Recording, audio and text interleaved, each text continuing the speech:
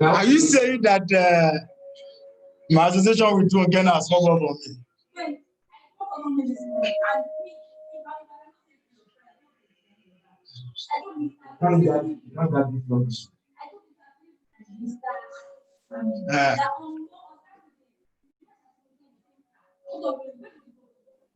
Hello, Tundi.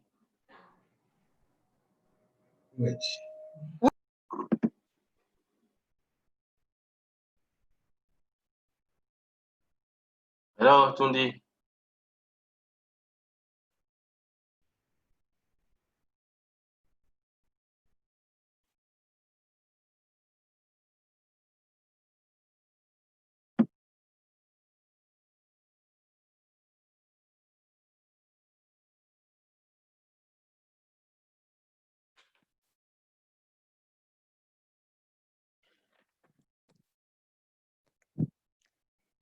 Bonjour ou bonsoir, dépendant de l'endroit où vous êtes. Je vous souhaite la cordiale bienvenue à ce webinaire forum que les Amis de la Terre Togo organisent sur le partage d'expériences sur les impacts de l'exploitation du pétrole et de gaz sur le monde de la pêche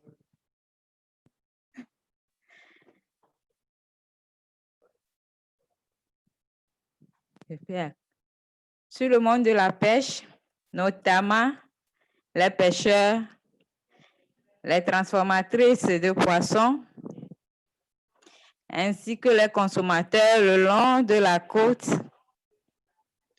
et les autres cours d'eau en Afrique de l'Ouest.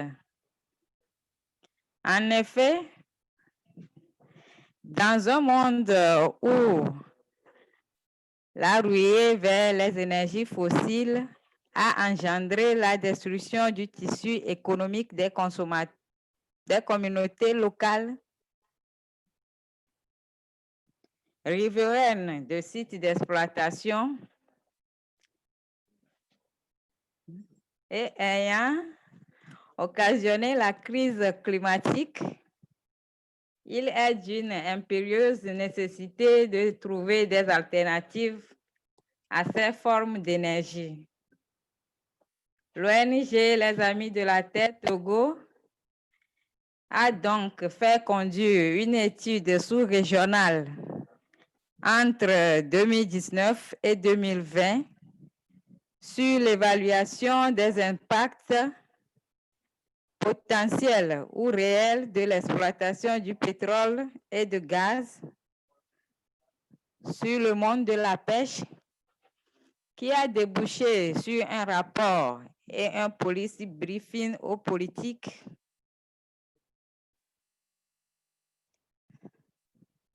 Cette étude a concerné 6 pays de l'Afrique de l'Ouest, notamment le Libéria, la Côte d'Ivoire, le Togo, le Ghana, le Bénin et le Nigeria.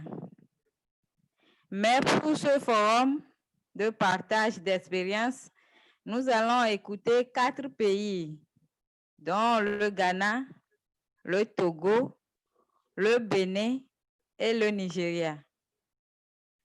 Pour ce qui est des objectifs de ce webinaire, il vise à disséminer au public en général les résultats de l'étude réalisée et de partager les expériences de chaque pays pour cerner les grands enjeux et les impacts économiques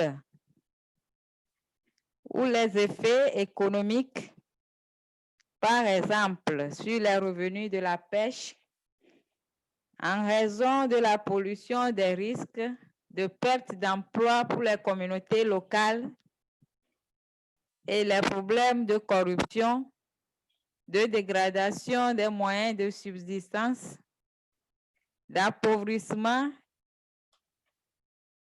et surtout des impacts de l'exploitation du pétrole et du gaz sur les femmes. À présent, je vais laisser la parole à Kwame pour modérer la session. Merci Kwame, vous avez la parole.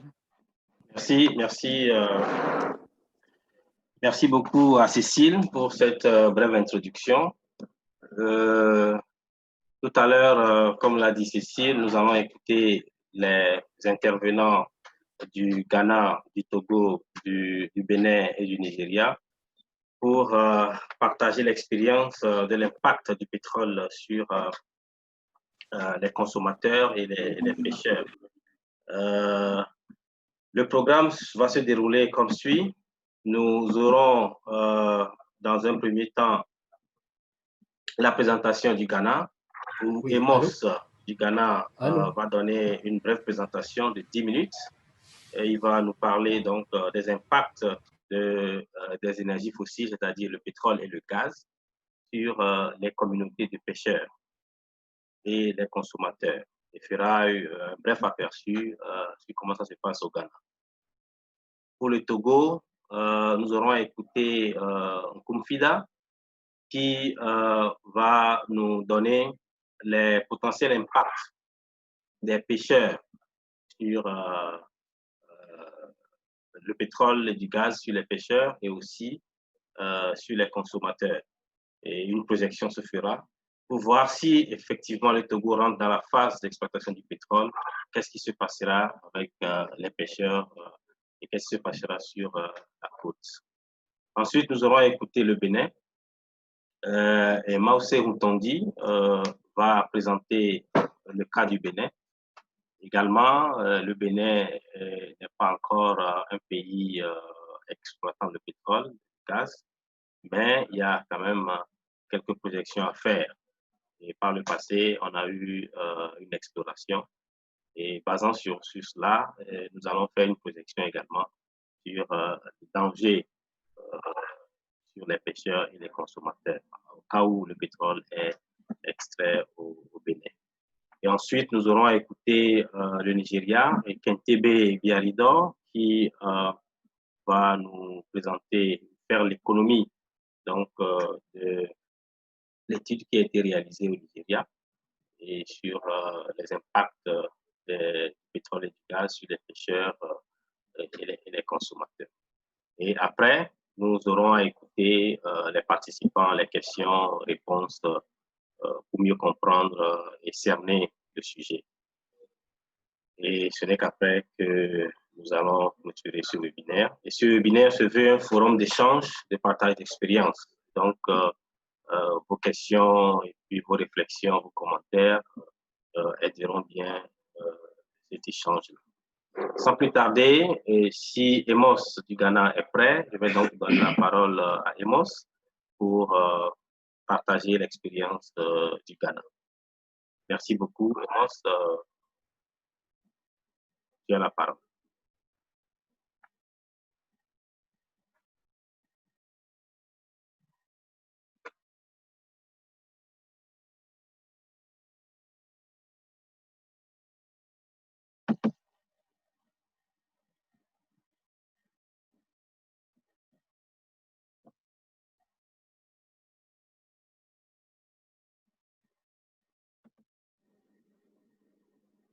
So people cannot hear the English, right? So Amos, are you there? We'll sort the technical issue out right now. Amos, are you there? If you are there, then you have the floor for your presentation. Okay. In the meantime, we'll resolve the technical issue for the interpretation. Thank you very much. Amos, you have the floor.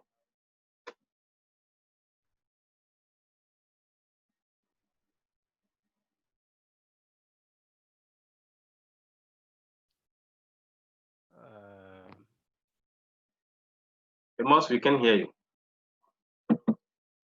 We can't hear you. Yeah, give me a moment to share my screen.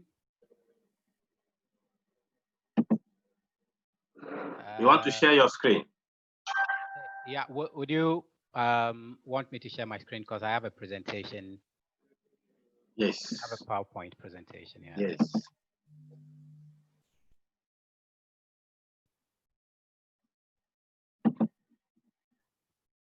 Um,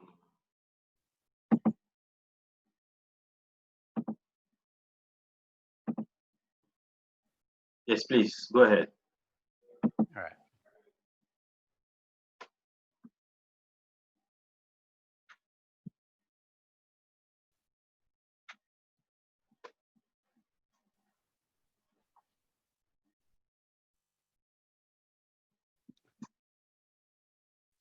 All right, thank you very much. Please, can you hear me now? Yes, I can hear you. Okay. All right, so good morning to everyone. My name is Amos Nkwebo from Friends of the Earth Ghana, and this is to give a brief report back or a presentation on the impacts of oil and gas exploitation on fisher folks and consumers along the West Africa coastline. So I'm presenting on the case of Ghana. So just to give a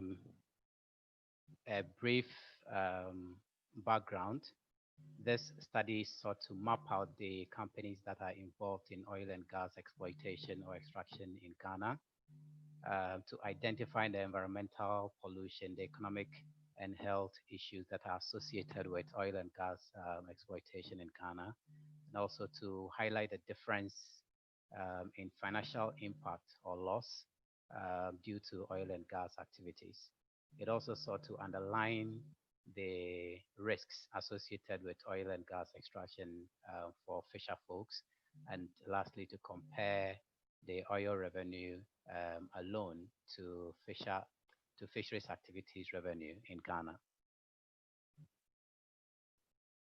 So essentially, in terms of the research approach, we took more of a multidisciplinary approach, placing more emphasis on in-depth analysis or in-depth probing into the existing issues, because we already have some reports from local communities, fisher folks. So this sought to delve deeper into some of the issues and find out from the voices of the local communities themselves through one-on-one interviews and also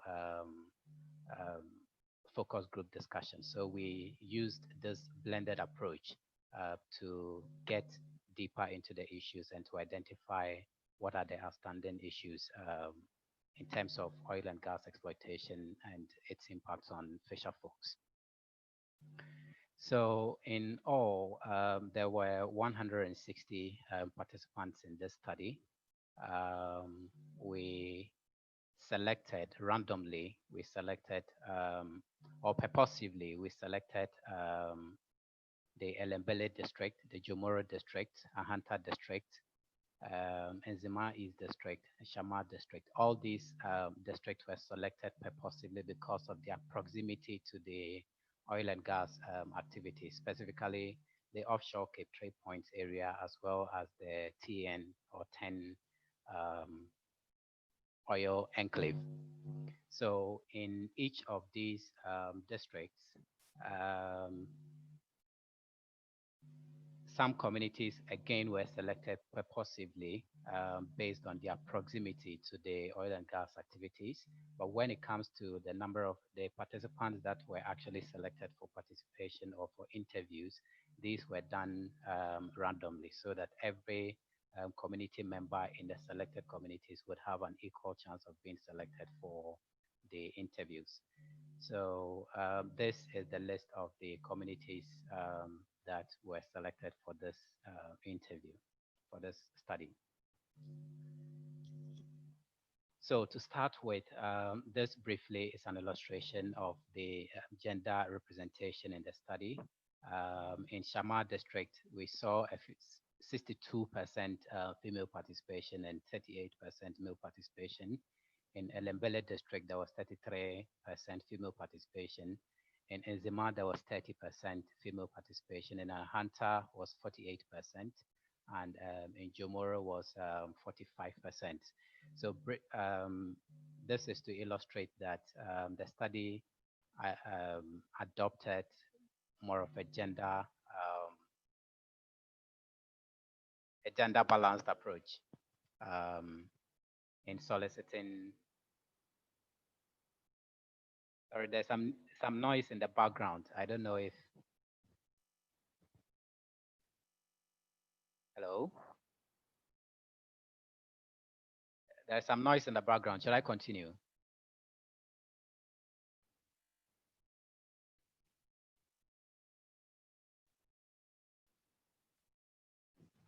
Can I continue?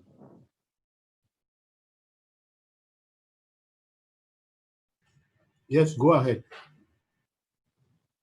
Okay, so again, this is to illustrate the major oil blocks in Ghana currently. So to the right side, you can see the offshore Cape 3 Points block, which is mainly dominated by tallow, owning up to 26% share of the block. And then to the left side is the deep water tunnel block, which is mainly dominated by, again, dominated by tallow.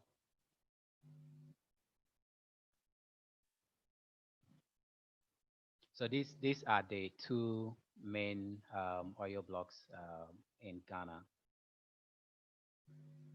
So in terms of the findings, what did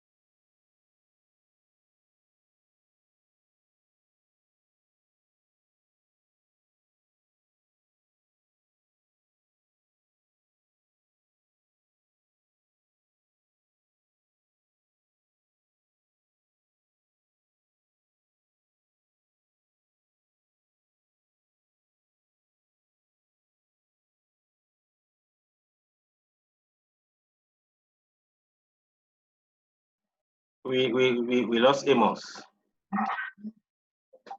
We lost Amos.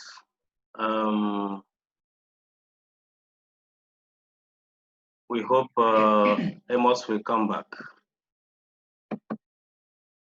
We hope Amos will come back. To gain time, I think we'll continue. We'll continue with the presentation from Togo. Amos will join us later. We lost Amos. So Fida, will you please continue with the presentation while we're waiting for Amos to join us again?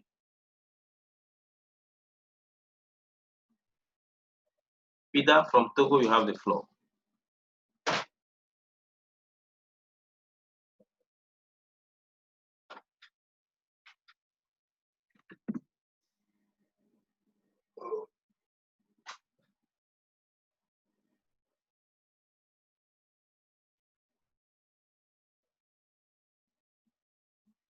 Fida, can you mute yourself and speak?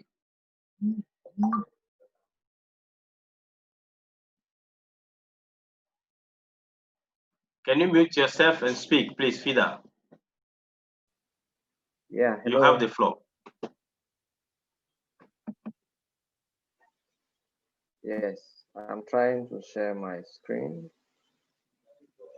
Yeah. You can share your screen. Go ahead, please. Okay, I hope you are all seeing my screen now.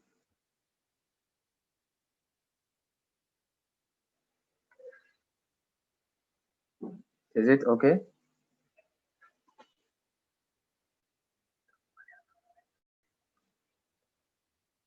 It's okay.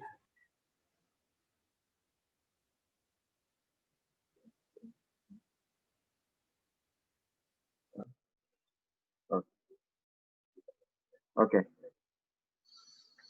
Yeah. Okay, I'm back now. Yeah, can you see my screen? Okay. Basically, good morning, everyone. I'm Kumfida Bagbohuna. I was in charge to conduct the study of Togo. So we've looked at the potential impacts of oil and gas exploitation on fisheries and consumers. Basically, our country is not yet an oil and gas exploiter, but though there are certain facilities that are there, especially gas facilities, and also there have been some exploration phases or processes that took place some times ago, let's say 10 years back. So our study is going to look at the potential impact of those fossil fuel on fisher folks and consumers. This is the present outline we are going to follow. Introduction, we are going to look at the context of oil and gas sectors in Togo, narrowing it down to the potential impact in case oil and gas is exploited in the country. And also we are going to look at the potential socio-economic implications and also anticipated risks, and then we'll conclude with some recommendations. Basically, as a way of introduction, the fishery sectors in the country record an average annual production of 22,000 tons per year. The fishing is actually a significant source of employment for about 10,000 fishermen. There are native and non-native fishermen, and they contribute, or they are almost 60% of them work in full time. Moreover, too, we have traders and processors, which are mainly women, which constitute 12,000 of people. And also they contribute to directly support about 150 people, 150,000 people, according to FAO study. And these prove that how fishery is a vital sector in the country, looking at the way it actually feeds or help and contribute to food security. The fishery contribute to 4% of the GDP of the primary sector, which includes agriculture, livestock, etc. Artisanal fishing is estimated at 5 billion CFA, which amount to 13 billion US dollar. And the value added by the processing and marketing of fishery products at more than 10 billion CFA, which approximately is 26 billion US dollars. As a way of characterizing the fishing sector in the country, we have two main types of fishing. We have the artisanal one, held or owned by mostly by the local, the community themselves, and the industrial fishing, which is actually carried out by either national vessels or also foreign vessels. And fishery resources allow fishermen to make permanent catches at sea and in lagoons, and seasonal catches in rivers with annual estimates ranging from 12,000 to 70,000 tons. This is per year. Apart from fishing resources, the Togolese maritime system is endowed with oil resources. And the first discovery of those oil resources dates back to the late 1960s, according to the oil and oil directorate rather. Talking about the context of oil and gas in Togo, the oil sector is characterized by an offshore oil deposit that have been discovered in Togolese continental waters. With the aim of their operations, the Togolese government signed production sharing contracts with the multinational ENI, with a chapter in Togo called ENI Togo in 2010. From that, from the signature of the contract, the ENI Togo was actually given the permit to actually conduct the exploration phase. And this exploration phase came with two oil drilling points, which are called respectively Block 1 and Block 2, which are located in the Dahomey Basin.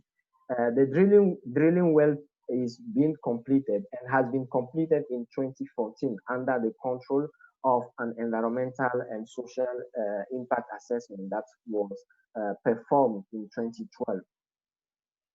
So looking at the gas sector, the gas sector is actually controlled or owned by the WAPCO, which is a West Africa gas pipeline company. This WAPCO crosses the maritime strip of 4 coastal countries, including Nigeria, Benin, Togo, and Ghana. So this is a gas operator that operates in these 4 countries, including Togo. And each country, or Togo rather, benefits from the pipeline of about 10% of gas. And this WAPCO has some gas facilities implanted in the coastal zone of the country. The WAPCO company has its headquarters in Accra, Ghana, with an office in Badgary, which is located in Nigeria, and field offices in Cotonou, Benin, also in Tema and Takoradi, which are both in Ghana.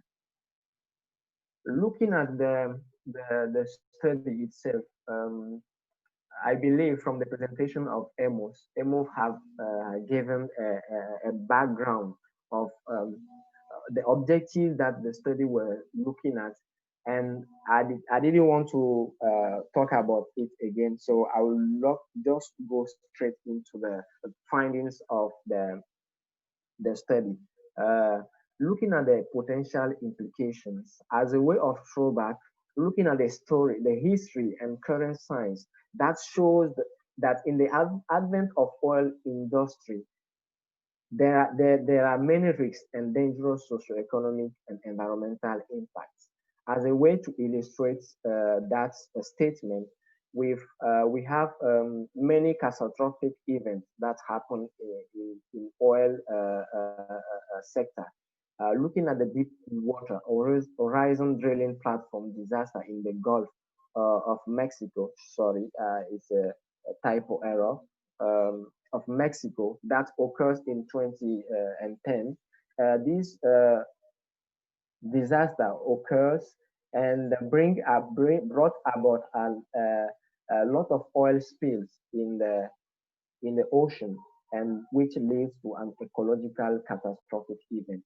Apart from major accidents, normally, usually what happens is that during the regular operations, either in oil or gas sector, also in the prospecting, research, and drilling, and or even in the exploration phases and exploitation stage, there are certain impacts that Back and Cobalt study in 2013 have highlighted. Many impacts have been found on the environment, and also most importantly on the health and the livelihoods of millions of people around the world. This shows how oil and gas or fossil fuel exploitation in the world has caused damages in the lives and livelihoods of the people. Looking at the case of Togo, looking at the finding of the study, which has been conducted in 2019, first of all, the drilling or the exploration phase that took place in 2014 brought about two blocks, like I've said earlier, which are located in the coastal zone of the country, respectively from 17 kilometers and 3 kilometers from the coastline of the country. This map shows how are the two wells. Looking at now the actual impact, as I've said earlier, WAPCO operates in the countries.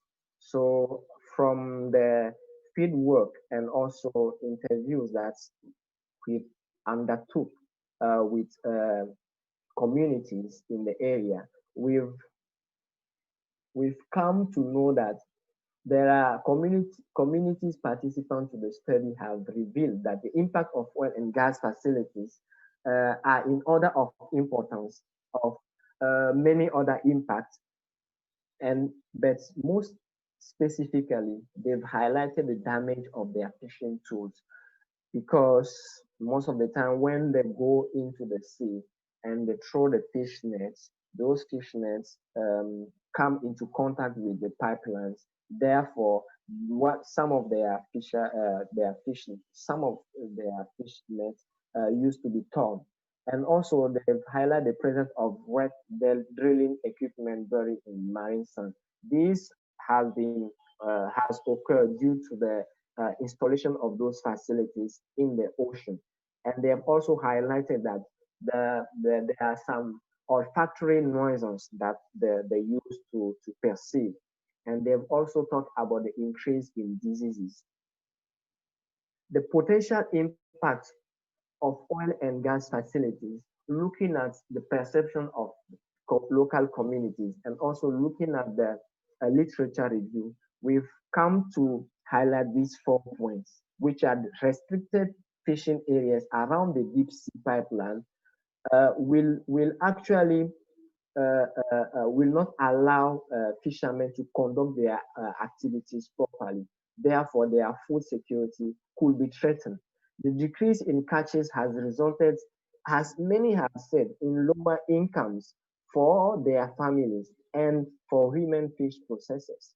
As we all know that women fish processors are actually the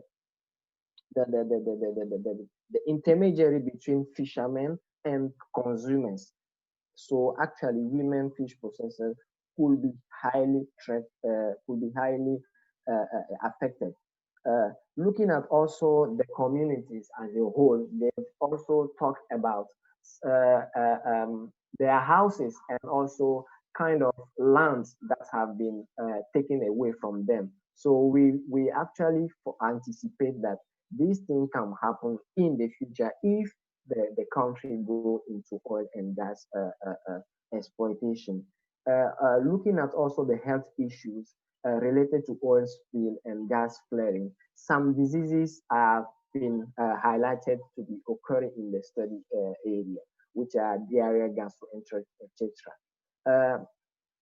Also, looking at the decrease in catches, which will result in lower incomes for fishermen and women fish processors, we anticipate also that without the proper income, people cannot actually go or have access to health facilities, as they need money to take care of their health.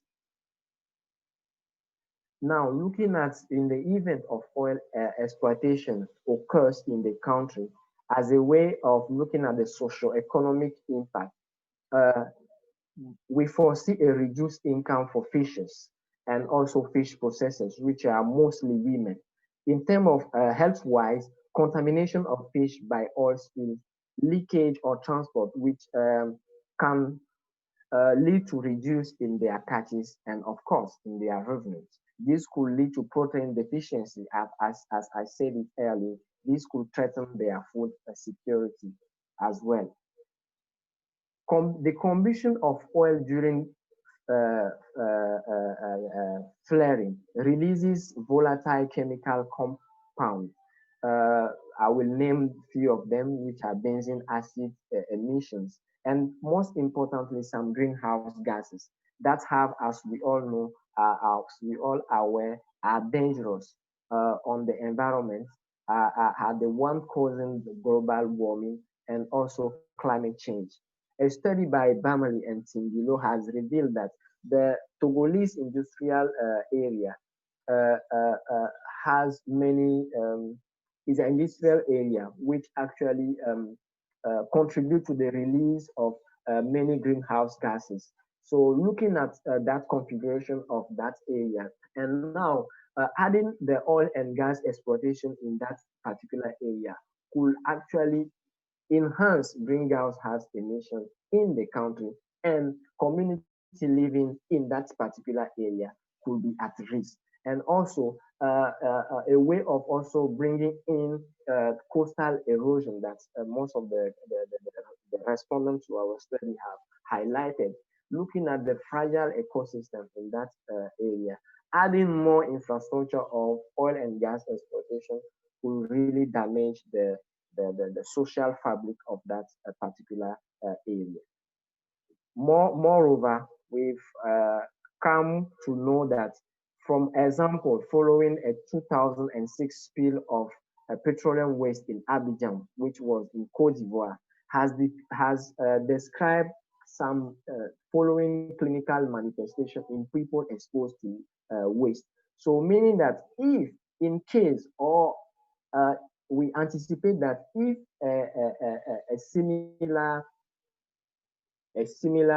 oil spill occurs in the country, we are we anticipate that we also could have the same damages, could have the same impact. Now, looking at the environmental impact, environmental and climate change impact are, can be observed as the country is not yet an oil exploiter, but we see a growing number of oil and gas operators which are commercializing petroleum products. So many firms are involved in the commercialization of petroleum products in Togo. We have named few of them, which are Shell, Total. And looking at that, there are risks of pollution, particularly leaks during the transport of petroleum products, which are transactions that happen in the sea when vessel carrying those oil come into the harbor. And also there can be decrease in catches in the event of an oil leak or spill, leading to a loss of income for fishing communities, and food poisoning sometimes due to the consumption of oil derivatives contained in fish, for example. The economic operators, which are the service stations, in their operation encourage the consumption of fossil products by the population, and consequently, this could aggravate or exacerbate a climate crisis.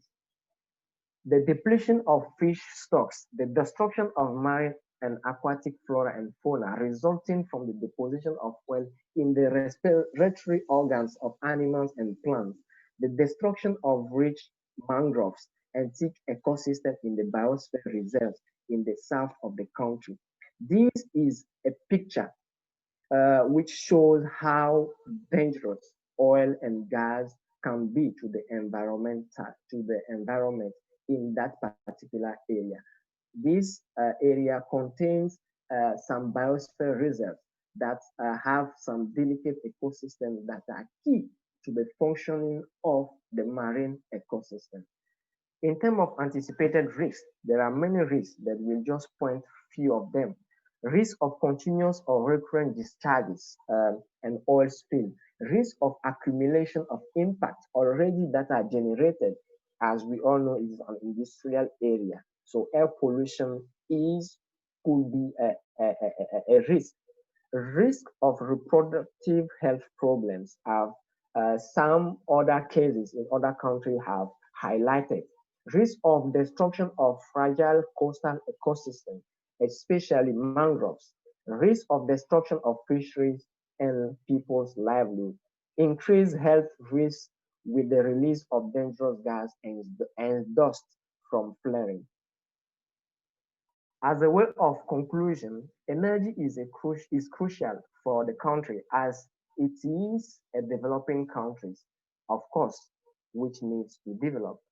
The study revealed that numerous and dangerous impacts and risks could come if oil and gas exploitation is to be a reality in the country.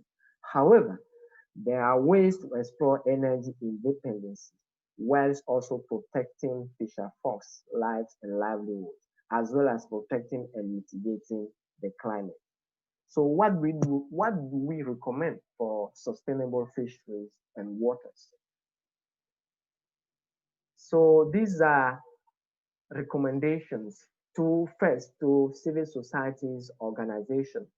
We suggest that they build capacity and support fishing and fish processing communities to form organized groups to claim their rights when their rights are not respected. Assist community living along the coast and water bodies in the implementation of the measures that the communities have identified and suggested or may have advocated for. Advocate for a redefinition of the mining policy in the country, which will prohibit the exploitation of fossil fuels such as oil, which is known to be dangerous for the environment.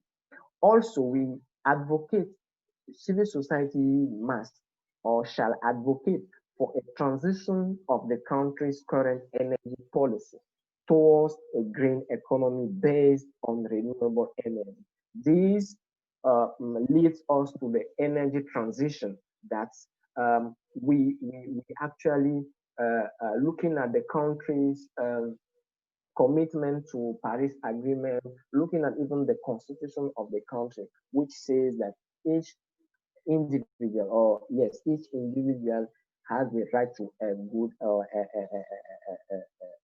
a clean environment.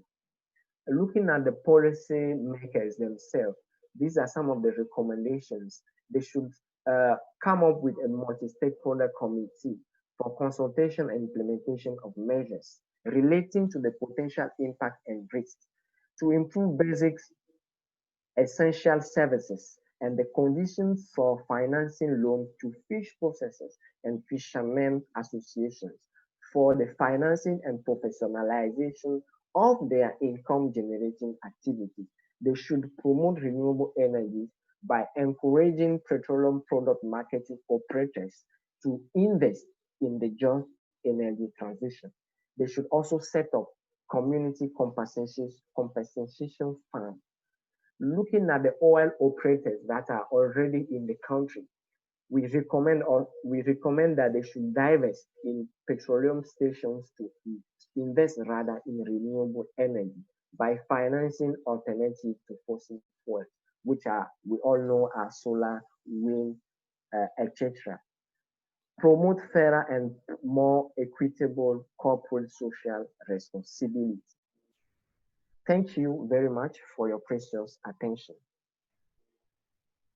Thank you. Thank you very much, Fida, for this presentation, brilliant presentation. So I'm sure people will have questions to you. Before going to Benin, I would like to give another chance to Amos to come back and continue his presentation and finish so that we go to the other countries. Amos, you have the floor. Thank you. Thank you very much, Kwame. So as I was speaking to earlier, I think we have already, please, I'm sharing my screen. I hope you can see it. Amos, can you speak loudly, please? We can't hear you properly. Can you hear me now? Yes, better. Okay, okay, all right. So I've already mentioned, and FIDA has also mentioned the key objectives of the study. We've also talked about, I've also talked about the methodology or the research design that was used. So I was in the process of illustrating the communities or the selection of participants for the study. And I mentioned 12 communities were selected from 5 districts, and the participants were all selected randomly to give every participant, every community member, the opportunity to participate in this interview. And I also illustrated that this study ensured a strict gender balanced approach. So we made sure that in every community there was a strong participation both from men and women. Basically, Ghana's oil activities is currently concentrated in 2 main blocks. That is the offshore Cape 3 Points area, which is dominated by Tullow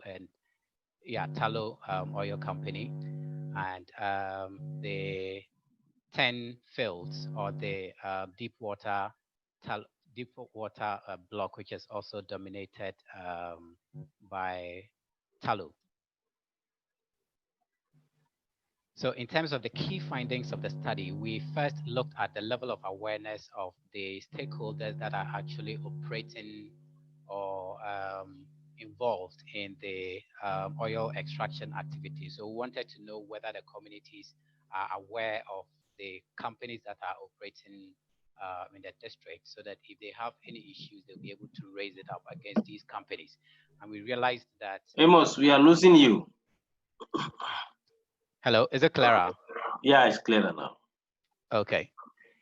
So in terms of level of awareness, we realized that out of the 5 or 160 participants, 41% were aware of the operations of Tullow, which is the major player in oil in Ghana, currently the major player in Ghana's oil activities. We realized 25% were aware of Cosmos operations, and 13, 11, and 10% were aware of Adanaco, Eni, and GNPC. These are the major oil companies that are currently operating in Ghana. So again, in terms of the awareness, we also wanted to realize the gender dichotomy to find out what is the level of, whether there is a difference in the level of awareness, in the level of involvement between men and women. And we realized that in terms of the level of awareness, we realized the majority of women were not involved in decision makings, or the decision makings when it comes to oil and gas activities. We realized the majority of men were fairly involved.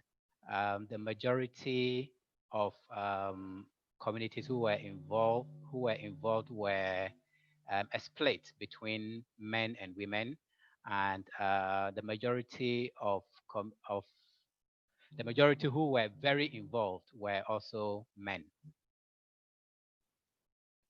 So we wanted to look at this at the district level. So basically this chart illustrates the level of involvement by district. And from this, we realized that when it comes to very involved, on the highest number, or the highest number of people who were very involved were in the Elembele district. The least number of people who were involved were in the Jomoro district.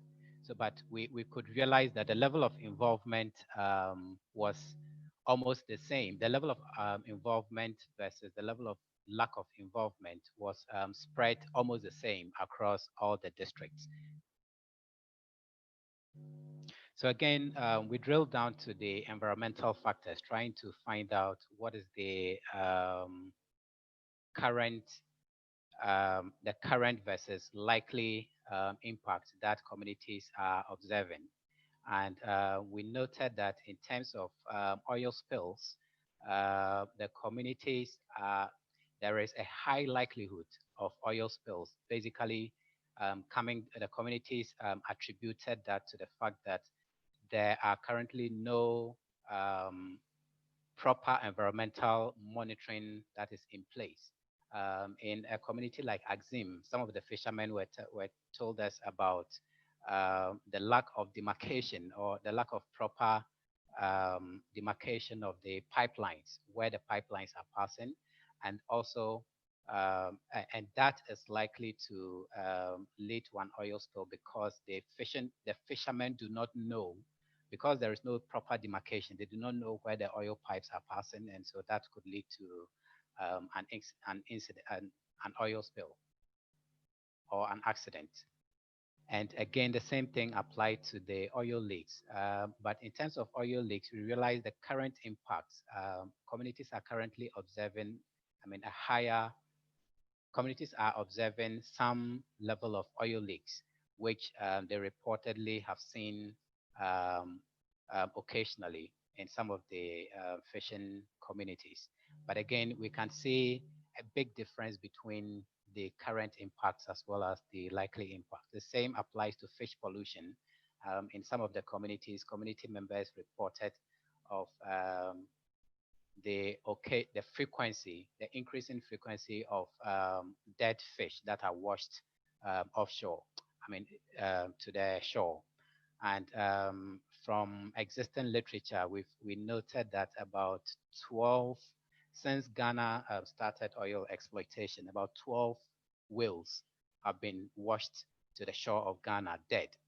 And so this is, there is a high likelihood that this is attributable to the oil and gas activities that are currently going on. Another environmental factor was the increase in seaweeds. So seaweeds have always been present in, especially the fish landing sites, but according to communities, they are seeing an increase in the level, the space that is occupied by seaweeds. And again, this is attributable to the oil activities that are that is taking place. So these are some of the major environmental impacts that are currently, that communities we are losing you, Amos. So let me try and adjust your mic. Yes, thank you. Is it better now? Yes, better. Okay, great. So these are the major environmental factors, environmental impacts that communities are currently observing, as well as the environmental impacts that they feel are likely to occur as a result of the oil and gas activities. So in terms of the key findings in relation to the social impacts, we also realized an increase in sanitation-related problems. And according to the local communities, this is attributable to the fact that because of the oil and gas activities, the populations in the population, there is a high population increase in the communities along the oil enclave, but the sanitation facilities that are currently available have not, there has not been an increase in the number of sanitation facilities available. And so there is a lot of pressure on the existing facilities, and this is leading to a number of sanitation related issues. So communities have observed an increase in malaria, an increase in diarrhea, and other similar diseases that are related to sanitation. Also, we noted an increase in terms of the social as well as health issues. We also noted a major factor being an increase in prostitution and STDs. So according to communities, recently they have seen a number of foreigners, especially from Nigeria, coming to settle in the fishing communities as a result of in anticipation of oil and gas related jobs. And this is actually leading to luring especially the young women in the community to be more engaged or getting more involved in prostitution related activities, and this is also leading to an increase in STDs. There has also been an increase in the number of school dropouts. According to especially the fisher folks, because of the lack of or the drop in their income level. Sometimes they are not able to pay for their children's school fees, and sometimes so this often lead to school dropouts, or this is leading to an increase in the number of school dropouts in the fishing communities. There has also been an increase in teenage pregnancy. There's also been a major increase in resource-related conflicts, and this is especially resulting from, according to the fishermen, um, sometimes when they go beyond the restricted zone, their fishing equipment is seized by the Ghana Navy because they are not supposed to go beyond the restricted zone. And according to the fishermen, it is because of the light that is coming from the oil rigs. The fish is concentrated. It's now moving towards the oil rig, which is the restricted zone. So because they are not getting the fish from where they used to fish, they are compelled to go beyond the restricted zone towards where um, the fish the fish is concentrated, which is the oil rig area. And so when this happens, when they are cited by the Navy, their equipments are confiscated. And so according to them, they are actually, some of them are actually willing to take on the Navy on occasion because they spend a lot of money to be able to acquire this fishing equipment, to buy fuel to go for the fishing. And so when their equipments are seized, they don't only lose their fishing equipment, they lose their livelihood.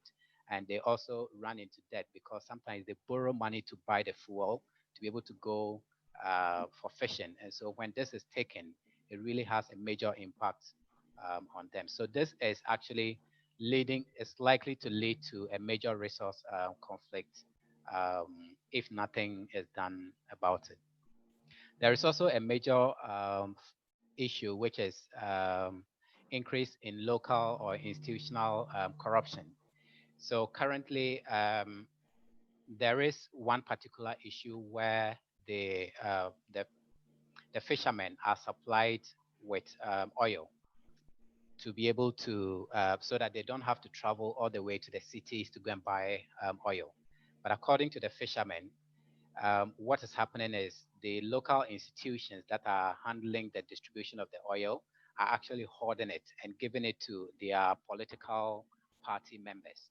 So some fishermen who are not part of their political party members, sometimes they go to buy the fuel. They have the money, all right, to buy the fuel, but they are not being given the fuel to buy. So they have to travel all the way to the city to go and buy fuel. Meanwhile, their fellow fishermen who are part of the current political party are being given the fuel to buy just at the fishing community. So this again is one of the major economic impacts that is social impact that is brewing.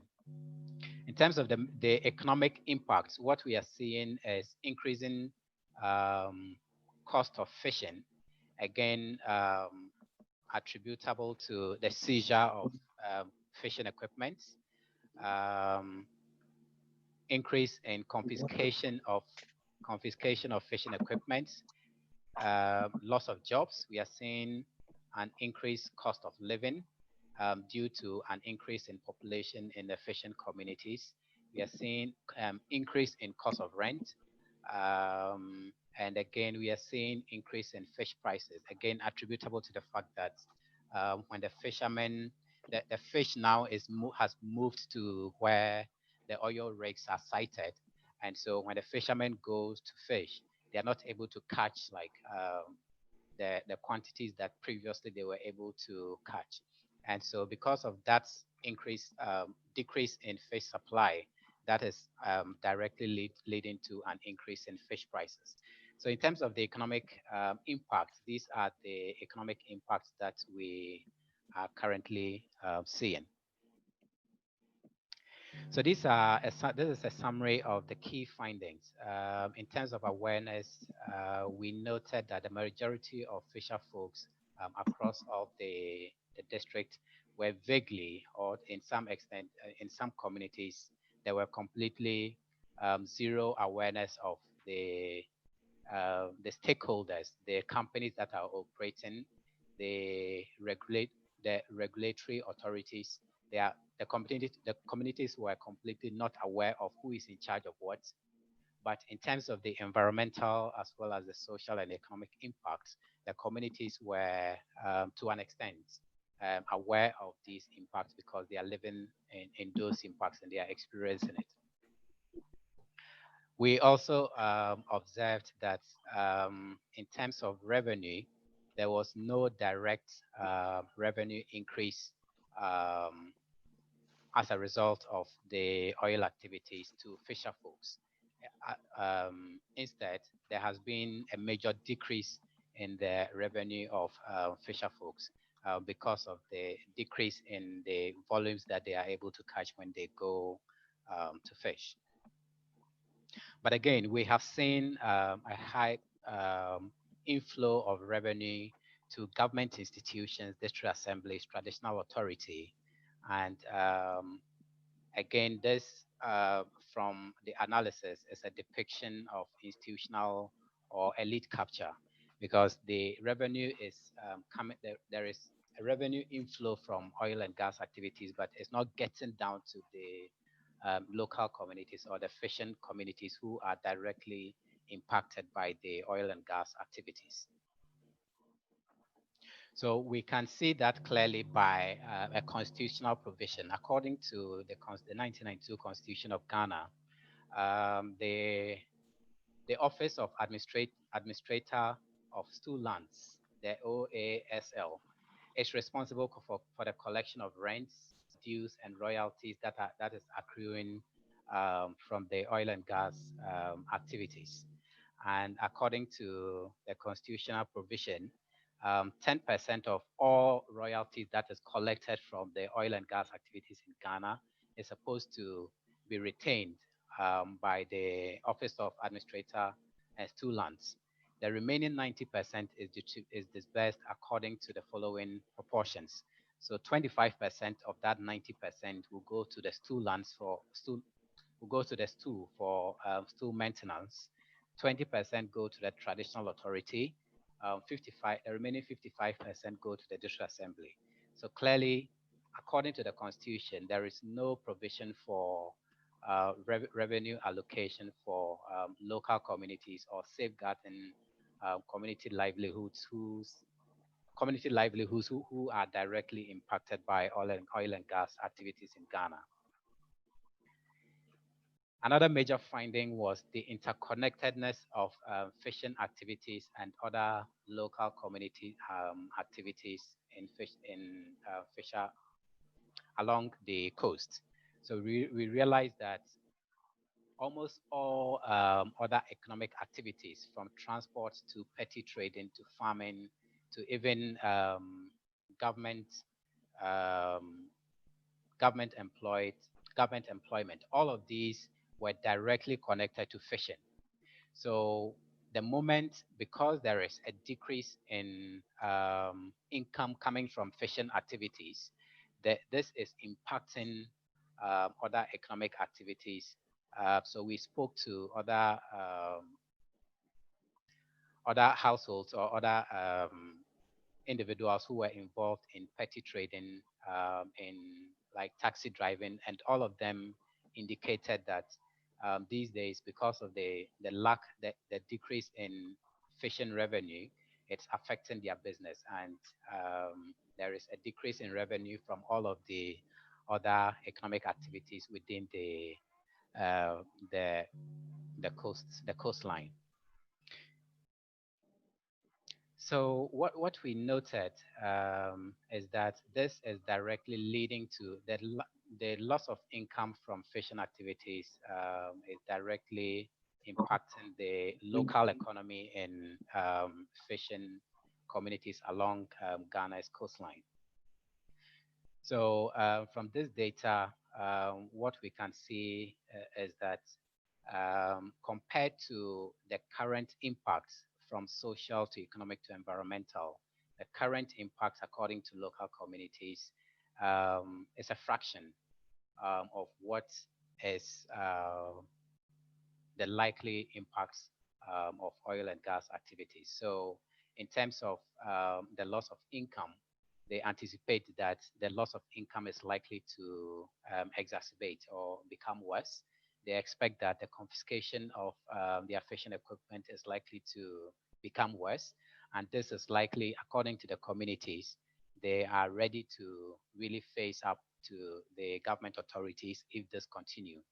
They expect that the social impacts from school dropouts to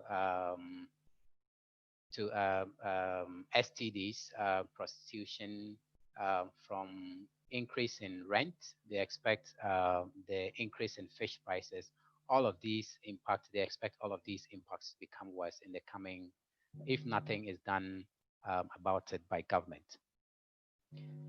So briefly, that was a summary of the key findings. In terms of the recommendations, from the observations, we strongly recommend multi-stakeholder dialogues and social innovation platforming to ensure that all the voices from the the fisher folks, the fish processing women, to all the other stakeholders within the coastline, there need to be a multi-stakeholder dialogue so that their voices are heard and their voices are taken into consideration.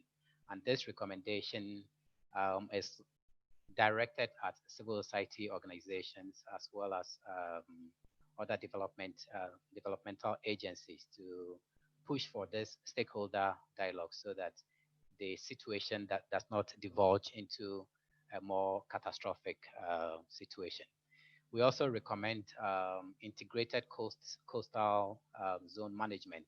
This is actually an intervention that was introduced a few years back in Ghana, but it was a donor-funded initiative, and so when the donor funds ran out, the initiative was halted. But basically, it was directed at pulling together or ensuring the sustainability of all economic activities that are currently occurring along the coastal zone.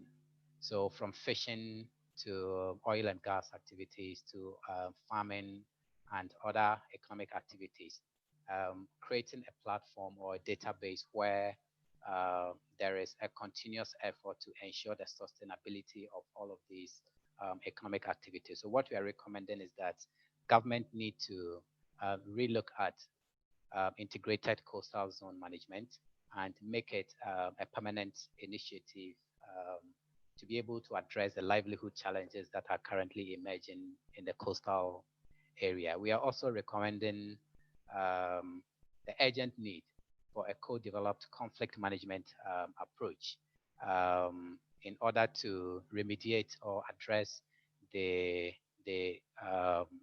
emerging resource-related conflicts that we are seeing.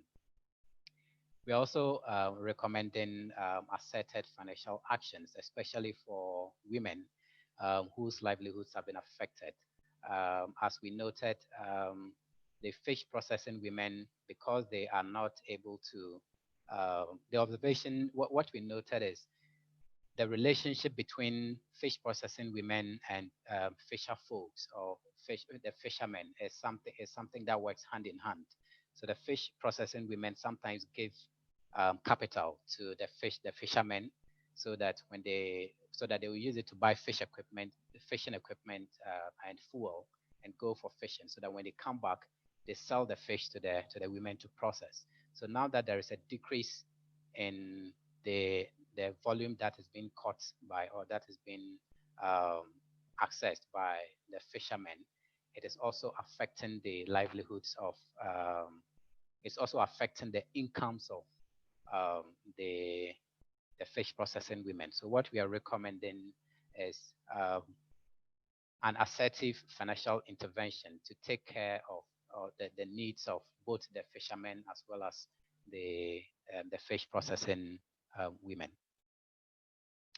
And lastly, we would want to recommend the promotion of women-led alternative livelihood networks, so that they, as an intermediate or immediate reaction to the loss of livelihoods for the fish processing women.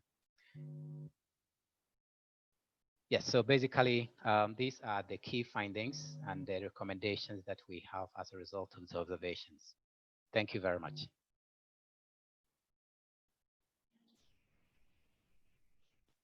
Thank you. Thank you very much, Amos, for your brilliant communication. Time is running, so we're quickly going to give the floor to Mause from Benin for his presentation.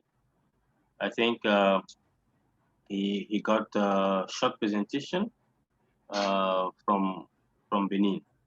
So Mause, you have the floor. After Benin, we'll give the floor to Kentebe for his presentation from Nigeria. But firstly, we're going to hear from Mause. Mause, you have the floor. Thank you. Ok, merci beaucoup, chers collègues. Amos, will you please, C'est un plaisir pour moi de pouvoir présenter un peu le travail que nous avons fait de notre côté ici. Alors, ma présentation va avoir deux parties. Une première partie, ça va être une vidéo qui va faire une synthèse un peu de tout ce que nous avons eu à faire. Et dans un second temps, je vais essayer de présenter très rapidement ce que nous avons en termes de méthodologie, l'échantillonnage que nous avons pu contacter ici sur place. Et enfin, parler des recommandations que nous avons faites dans notre étude aux différents acteurs. Avant tout, j'aimerais rappeler que la situation du Bénin est quasiment la même, n'est-ce pas, que la situation d'un pays comme le Togo, où l'exploitation n'est pas dans une phase active. Par contre, il est très intéressant de rappeler que le Bénin, historiquement, a déjà été producteur de pétrole. Sans plus tarder, je vais partager cette vidéo avec vous. Alors, ça va être un peu compliqué parce qu'elle est en français et je ne sais pas comment ça va se passer pour la traduction, mais de toute façon, les éléments clés qui ressortent de la vidéo vont pouvoir être utilisés, en tout cas dans la présentation qui va suivre quand je vais expliquer un certain nombre de choses.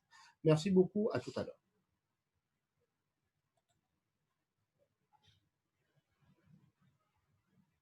Il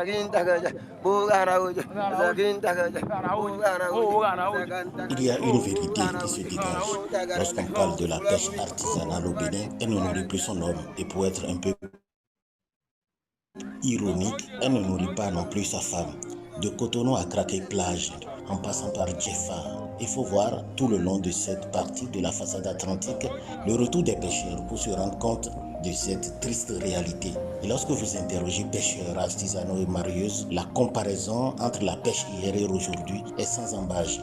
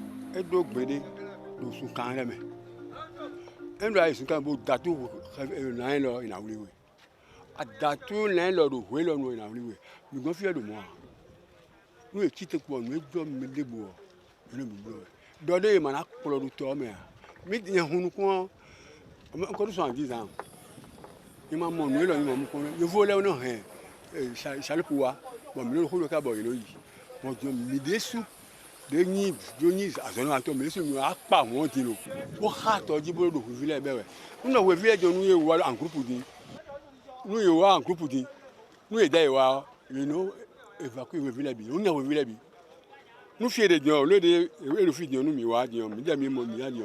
Nous pour mi associer. Les de yo yo baby.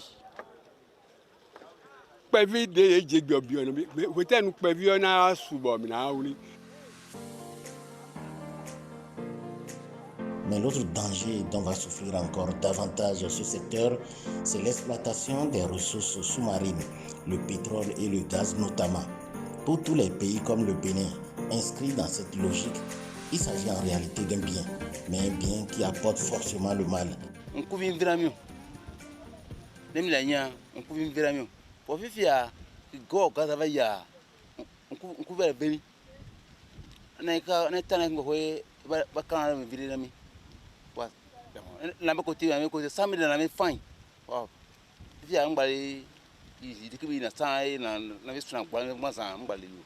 Le Bénin n'était pas considéré comme un pays pétrolier, mais dans l'histoire, il faut noter qu'il y a eu plusieurs forages qui ont été réalisés, où il y a eu l'exploitation du pétrole dans ce pays.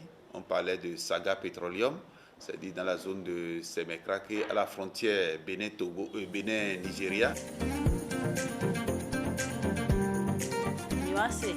Eze modèle d'auto me do aga esi kilomètre we abi atomo boy do fine boy na zede amiton ele eni o hena no fine boy na mo we vi eton mais e yo aje fidele mo si tun si dele ton we nu mo ro si on tout ton yo e he yo na ho vile e ho vile abi nya ho vile di de busana bi yo do minu mele we ne do be taga sian zon hélicoptère e do be mele wa de do installer leto to men do don mais egbe dion hélicoptère o ma so wiwa ba donc bon azon lo mo bo couper mais mile mi ga don ikaka in lo konton bo ron do mi ton di mile mi no mo o sen to singi mais do ba do mi do mo pétrole ka yi ami de pe ne mi mo so mo de ko ze sen le e ga ron bon singi mo kaka bo ron wa ki.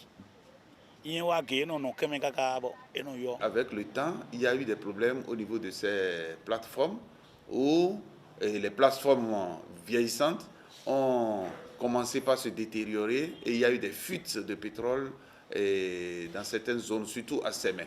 Et pour les travaux réalisés les 15 dernières années avec plusieurs entreprises qui étaient venues pour faire des forages exploratoires, c'est que à la fin des travaux, normalement, les forages, productifs ou non, devraient être mieux fermés pour éviter des pollutions. On ne sait pas si le travail a été fait avec munici pour éviter ces phénomènes. L'exemple du delta du Niger est là et est assez illustratif. Érosion côtière, destruction de la faune et de la flore sauvage, avec un impact réel sur l'écosystème marin, déplacement des populations, un secteur de la pêche déjà sous tension aura du mal à survivre à cette tempête. Il y a un partenariat entre le Niger et le Bénin pour le transport du pétrole brut du désert nigérien. Et ce pipeline va traverser tout le Bénin sur près de 700 km, c'est-à-dire du Malanville jusqu'à Sémé. Une étude d'impact environnemental a été réalisée. L'impact au niveau de la mer, c'est que d'abord, ce projet va occuper un espace assez important parce que c'est des plateformes qui seront installées à Sémé, en mer, pour pouvoir accueillir ce pétrole et livrer à des bateaux.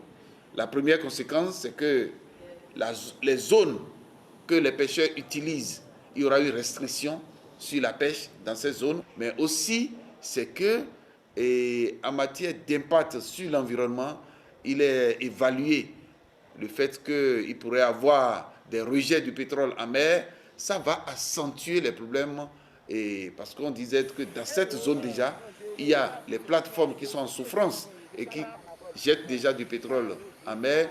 Si la nouvelle plateforme est installée et la livraison du pétrole n'est pas bien contrôlée, c'est qu'on aura plus d'impact négatif parce qu'il y aura plus de rejets en mer et ça pourrait créer plus de problèmes au niveau des pêcheurs. Aussi, il doit avoir effectivement des impacts négatifs sur les espèces marines. L'autre victime de cette baisse drastique des produits de la pêche est incontestablement le sous-secteur du fumage de poissons. Les femmes qui en font leurs activités ne décollèrent pas parce que cette situation accroît leur vulnérabilité à tout point de vue.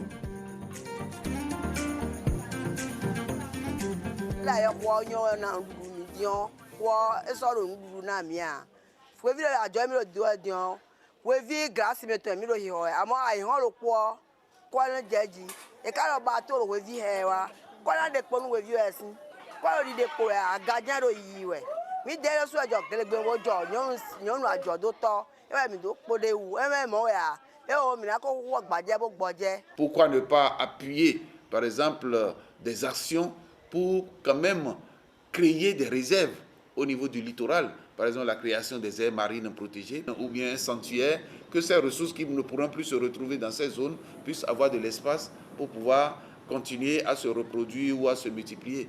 Mais si on ne travaille pas à ce qui est des espaces vraiment réservés pour ces ressources, on risque d'avoir plus de conséquences, aussi bien pour les moyens d'existence des pêcheurs, c'est la pêche, mais aussi pour ces espèces emblématiques qui appartiennent à tous.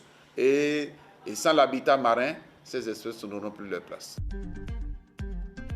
L'un dans l'autre, la pêche artisanale au Bénin est en grande difficulté et les pêcheurs artisans sont unanimes à le reconnaître qu'il y a quelque chose qui ne va pas dans leur secteur d'activité et c'est déjà important.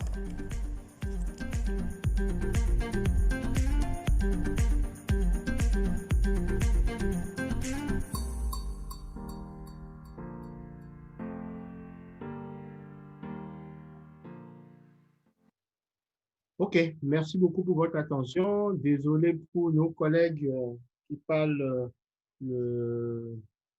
l'anglais. Il y a beaucoup de choses intéressantes qui ont été dites, mais on peut toujours partir sur le principe que cette vidéo nous explique un tout petit peu, comme nous l'avons vu, hein, les mêmes difficultés sur la santé des pêcheurs, les mêmes difficultés sur la ressource halieutique, les mêmes difficultés sur les prévisions. Si jamais demain le Bénin devenait un nouveau producteur de gaz ou de pétrole. En ce qui concerne le Bénin particulièrement, il faut dire que le Bénin a été un exploitant actif entre les années fin des années 80, début des années 90, mais malheureusement, les puits, hein, on parle d'une quinzaine de puits de pétrole qui avaient été forés et 3 ont actuellement aujourd'hui des fuites parce que les sociétés, en quittant les plateformes, soit à cause du coût élevé du baril, soit à cause de la mauvaise gestion des sociétés, en tout cas, ils n'ont pas bien forcément refermé ces puits de pétrole, qui fait qu'aujourd'hui, on a des fuites au niveau de ces puits. Donc, on a ce risque avec lequel nous dealons au quotidien. Nous avons ce projet avec le Niger pour pouvoir évacuer le onshore, donc du gaz et du pétrole au niveau du Niger, qui va traverser le Bénin sur 700 km. Ça, c'est un méga projet pour lequel les autorités sont très excitées. Et derrière, il y a eu beaucoup d'études d'impact environnemental. Et le monsieur que vous avez vu dans la vidéo de l'ONG Nature Tropicale fait partie des ONG qui ont été actives en termes de lobbying et qui sont très impliqués dans le processus. Et donc, les études d'impact environnementaux, déjà pour ce qui concerne la terre ferme, il y aura un certain nombre de risques, mais aussi lorsque ces pipelines qui vont rentrer dans la mer sur près de 800 mètres afin de permettre aux bateaux d'accoster en haute mer et recevoir la ressource via ces pipelines.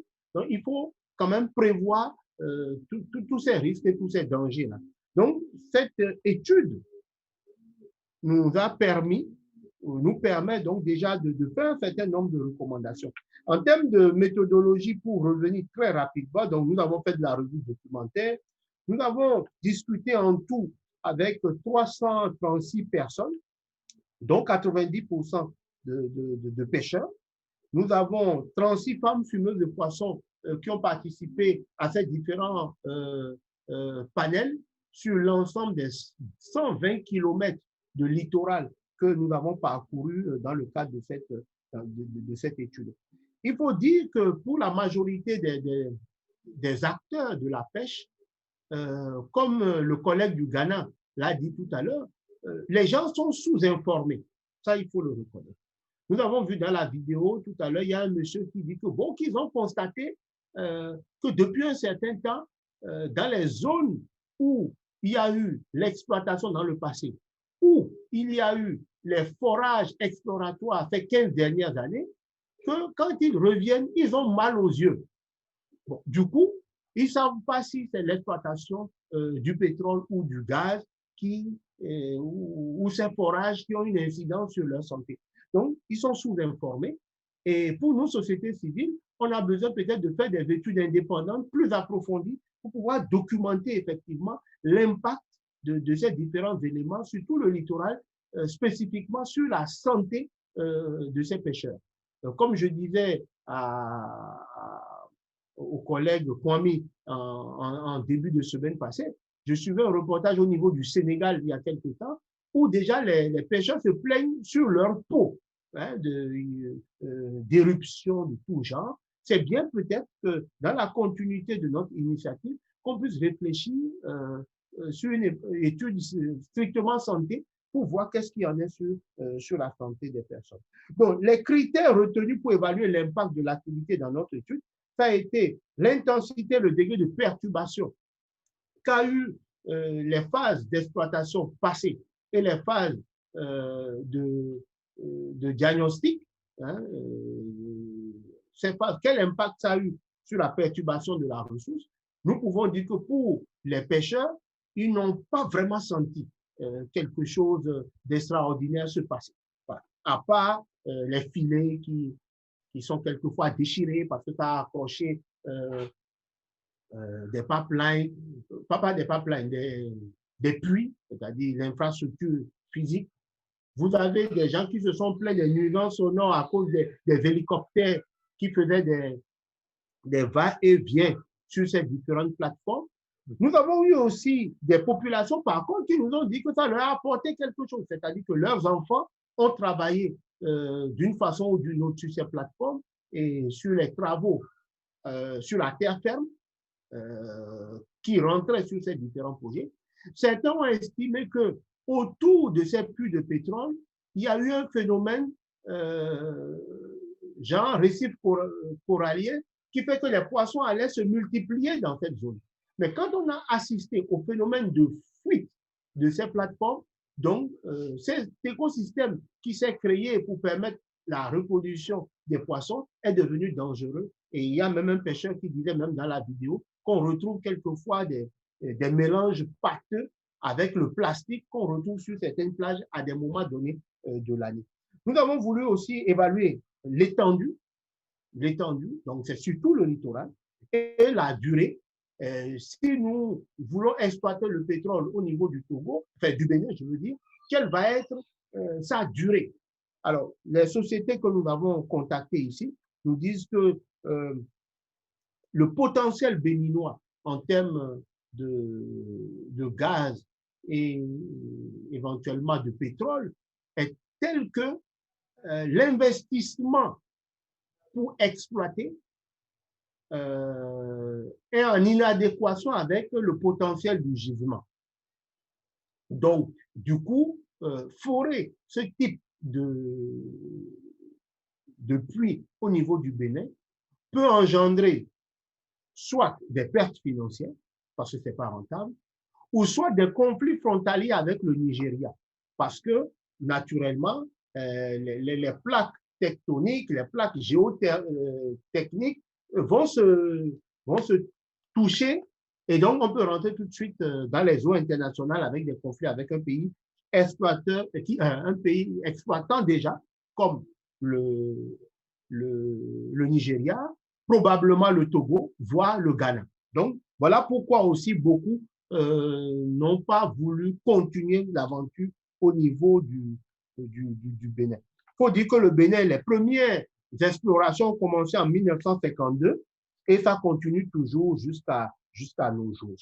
En termes de recommandations, voilà, nous avons recommandé à 3 types d'acteurs. Nous avons les décideurs et nous avons les organisations de la société civile et les sociétés qui exploitent déjà ou qui sont susceptibles d'exploiter. Donc, pour nous, pour les décideurs, en résumé, c'est d'appliquer les conventions internationales, d'appliquer les règles de bonne gestion et surtout de favoriser la sécurité. Parce que nous reconnaissons que nos États recherchent la sécurité énergétique, mais on ne peut pas rechercher la sécurité énergétique au détriment de la sécurité des personnes vulnérables, peu résilientes, qui vivent dans ces écosystèmes-là. Donc, pour nous, s'il faut aller vers de l'exploitation, il faut s'assurer que la sécurité des populations serait de mise. Si on ne peut pas garantir ça, il faut laisser le gaz dans le sol, keep the gas in the soil. C'est le plus important et c'est ça notre slogan. Pour la société civile, nous pensons qu'il faut veiller au respect strict des procédures. C'est pour ça que nous devons avoir une portée interventionniste au niveau de tous ces processus-là. Nous voulons être le porte-parole de ces pêcheurs et de ces fumeuses de poissons qui vont véritablement être impactés si jamais les choses ne se font pas dans les règles de l'art. Être un organe de contrôle de la gestion des hydrocarbures, donc nous battre pour que la société civile puisse avoir des postes dans les conseils d'administration et dans les processus de contrôle, avoir les moyens pour faire des études d'impact alternatifs à ce que propose le gouvernement, et enfin, veiller à la sensibilisation du consommateur ou de la population riveraine. Voilà un peu, très rapidement ramassé, ce que nous pouvons dire par rapport à la situation du Bénin en ce qui concerne l'exploitation du gaz et du pétrole. Je vous remercie.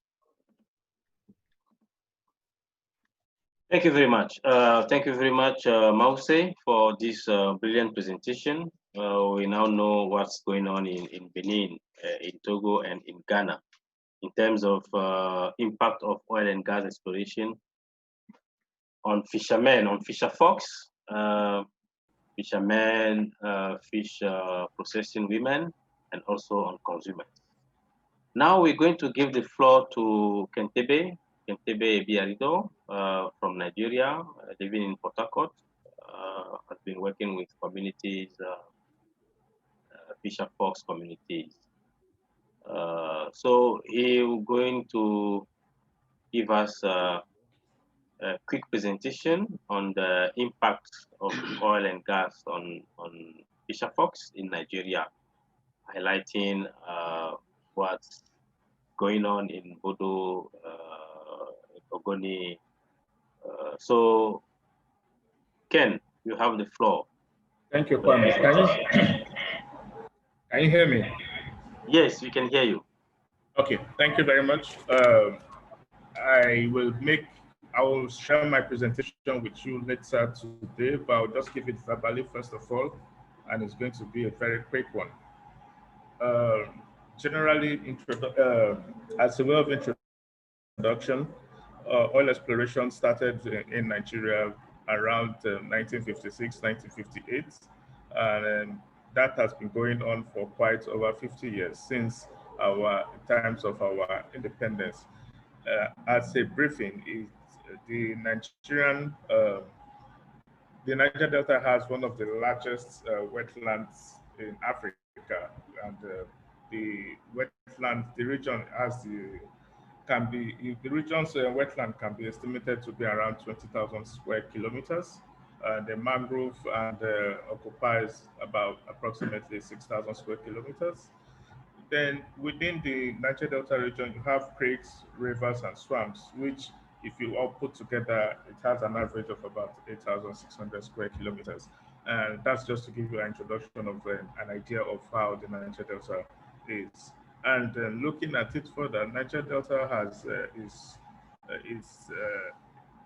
a region that produces majority of the oil reserves to the Nigerian government. And Nigeria's government is dependently an oil economy where the Nigerian government takes all this money or makes all this funding from oil and has not diversified, though they have mentioned that in the last 4, 5, 6, 7 years about the reason or the need for Nigeria to diversify to other sources of income, which is still a dream yet to be actualized.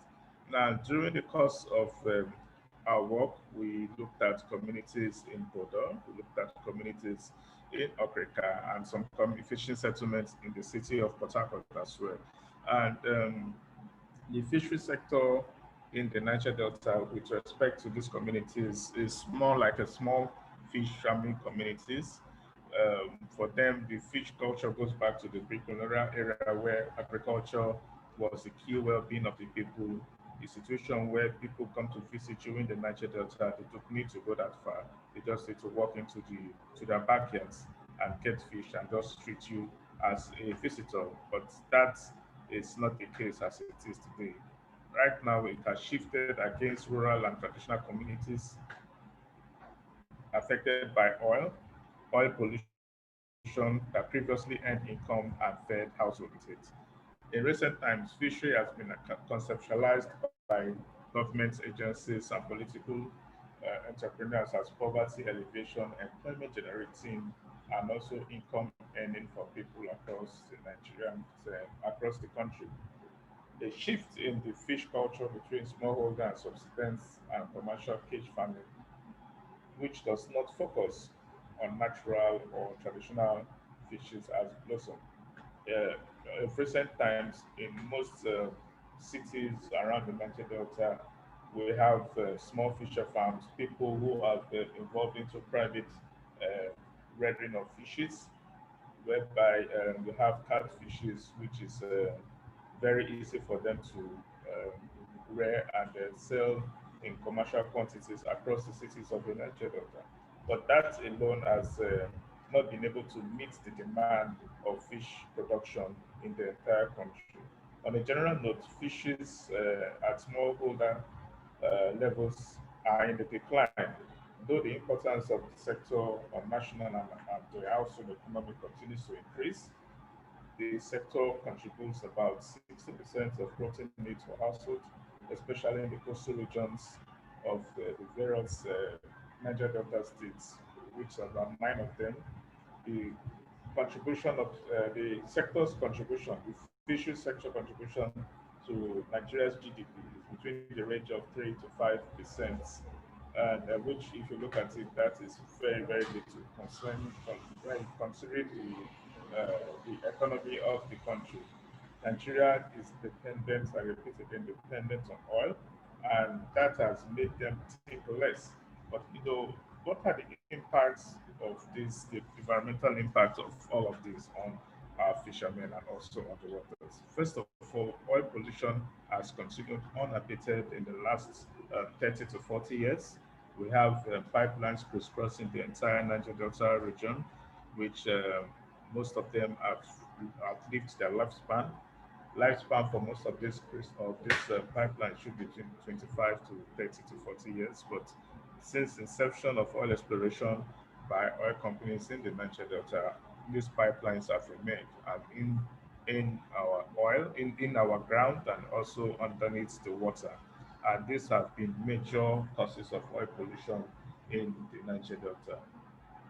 Apart from that, we also have issues around artisanal refining and also issues around third-party interference, what we call sabotage.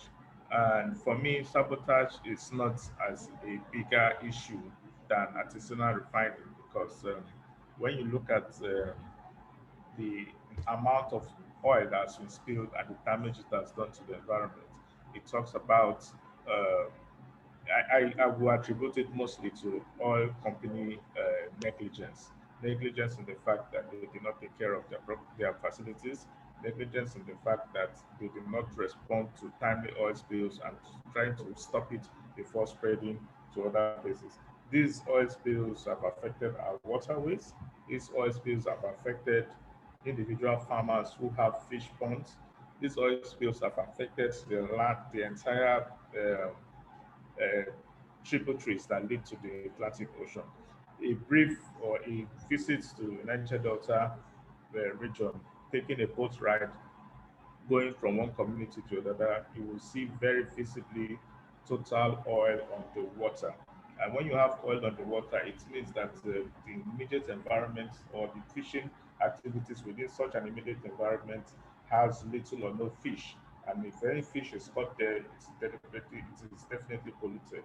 And when a fish is polluted, we don't have access, so we can't eat such fishes because definitely it's poisonous. This has forced the fishermen to go as far as for those in Bordeaux axis, they go as far as Equatorial Guinea and Cameroon. For those in Akwa Ibom axis, where you have um, mobile operating in a community called Ibono, they need to go as far as Equatorial Guinea and also Cameroon, where there's less impact of oil on their own waterways. But there are dangers also associated with that. The dangers also has to do with piracy on the waterways. The dangers also has to do with if the sea is very rough. On their way back, those boats can capsize, and every effort that has been taken in by going to the high seas is lost all of a sudden. And what are the impacts it has on the social economic livelihoods of the people? In most of these communities, let me start from Akwa Ibom again, Egono, you have most of the communities, most of the shops and the fishing settlements deal mostly on the produce from these fishermen.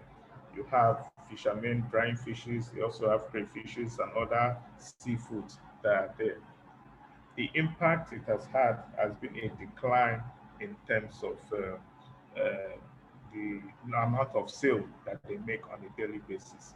Because of one, they need to go that far in around Akwa Ibom, they need to go that far. That has increased the price of the fish when they return because of the impact. They need to settle the military on the ways. If they are met by pirates, they need to either part way with the fishes or give up parts of their livelihoods for that particular day.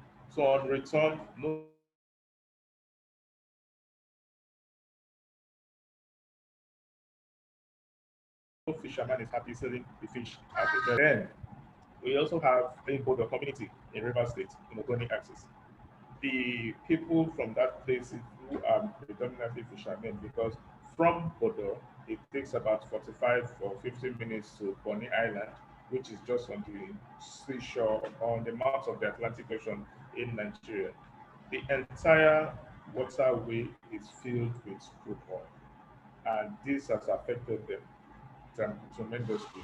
The social life is dead, the economic life is dead. There is no way that the normal fisherman who breaks in maybe an average of maybe 10 to 20,000 naira per day, if the cash is not that good, but on a very good week, they could make between 100,000 to 120,000 naira per week. That's because they've been able to get the cash by going that far and returning.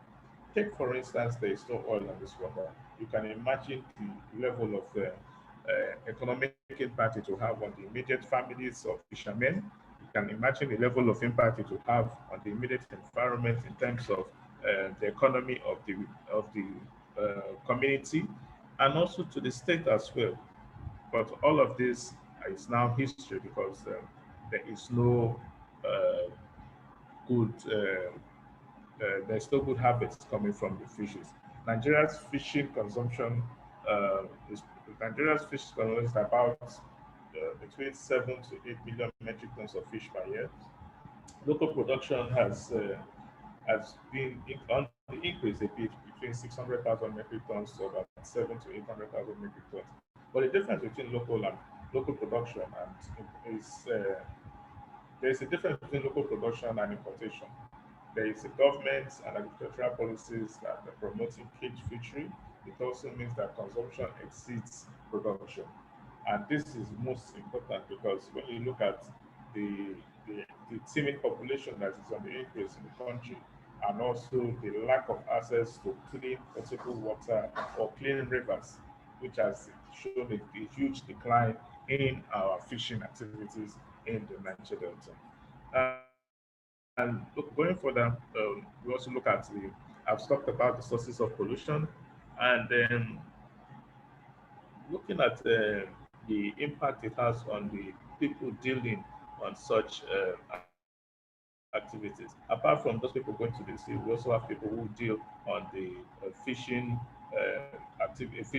facilities, buying of nets, selling of nets, and also the market women. How has this affected them?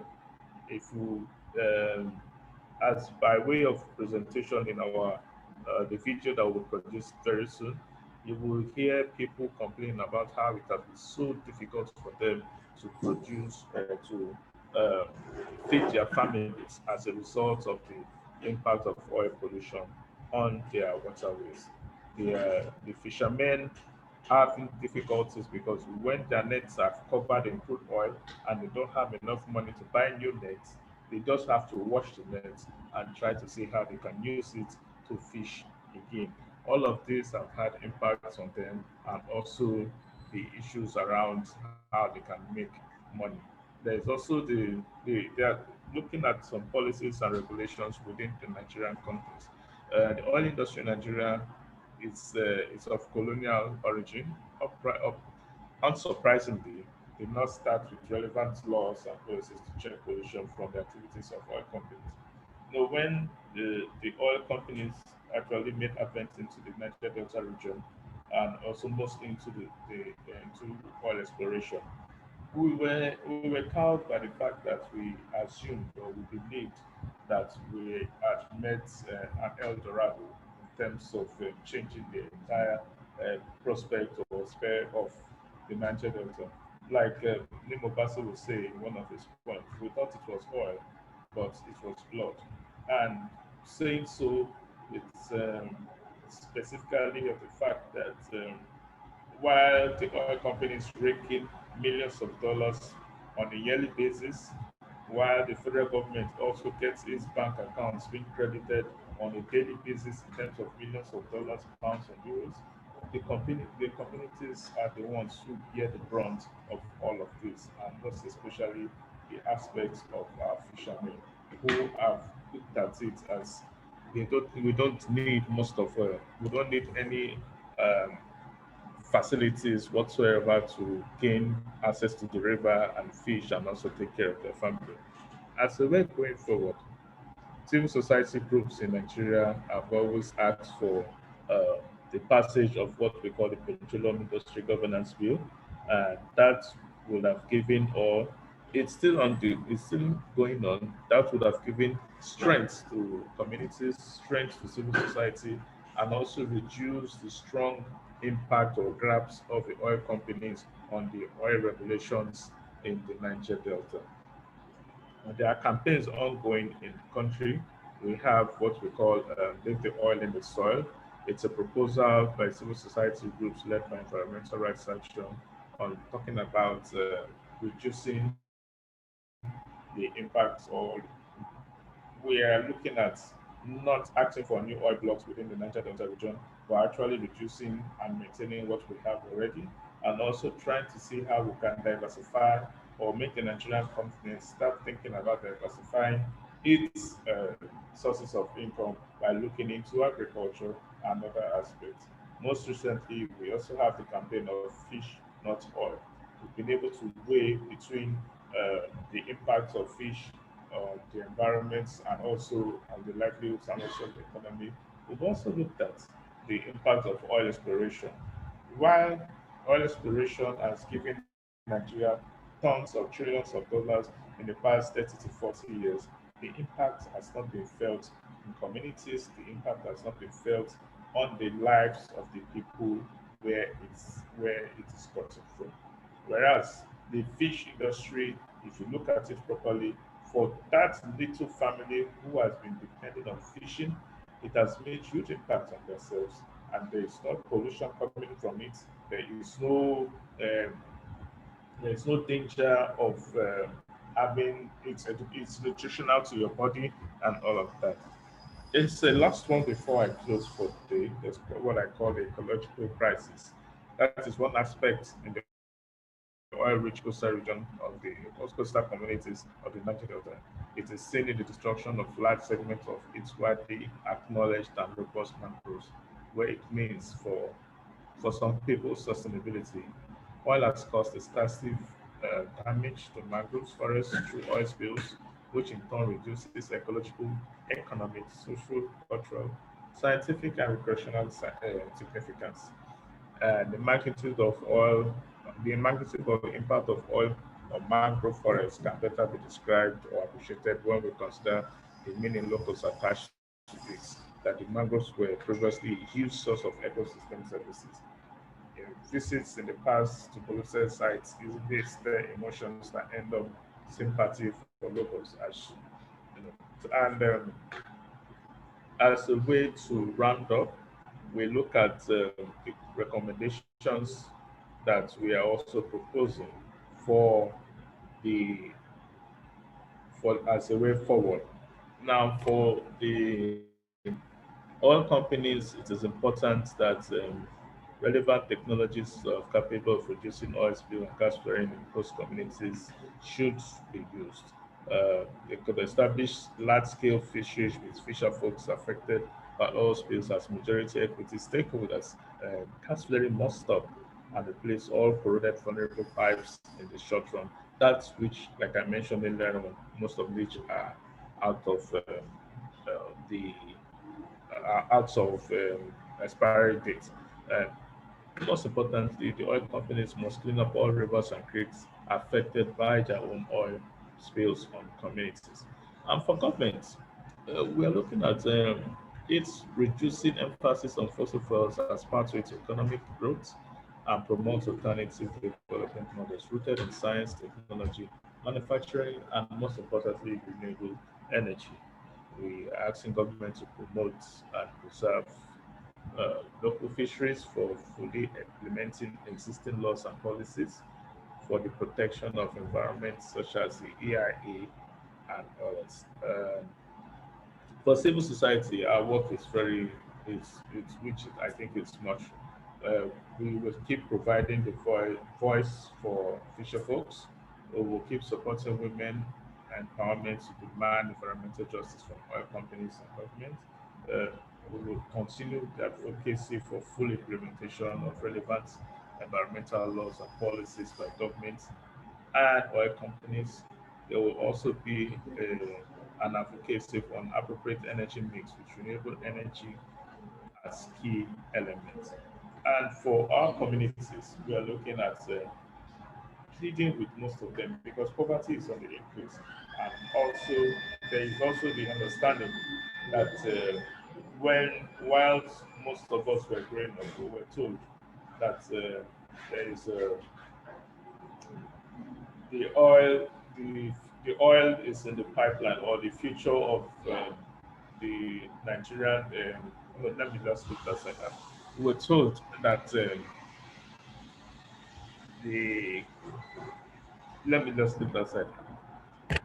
But most importantly, we want the communities to desist from all forms of vandalism, um, going from the stand that people should not look at it as a way of making quick money. They should think about the environment, think about the impact it will have on their health, and most especially, it will be, for me, it's criminal to steal oil from the pipelines. We also pleading with the communities to promote cultural activities that support protection of the environment, organize against pollution and destruction of the ecosystem. They must be vigilant in terms of monitoring the environment as on a daily basis to understand how the environment is changing, and there must be support to initiatives that take place on demand on relevant agencies to protect the environment from destructive oil activities. Uh, Thank you very much. Thank you very much. Thank you very much, Kentebe, for this brilliant and concise presentation. So we are now going to open the floor for clarification questions, for specific questions to understand better how the oil and gas are impacting fisher folks and also the consumers, if there is any question.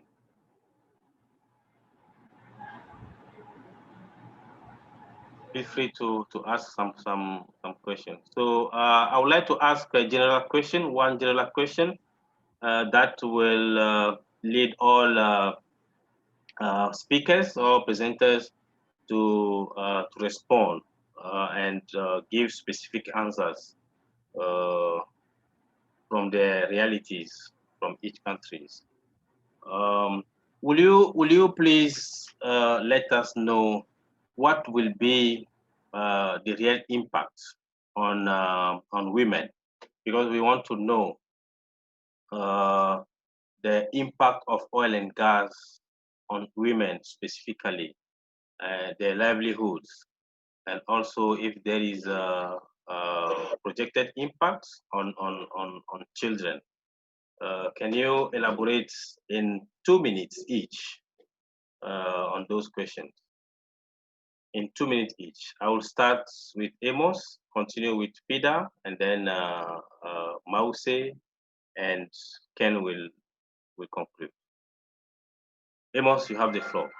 Thank you.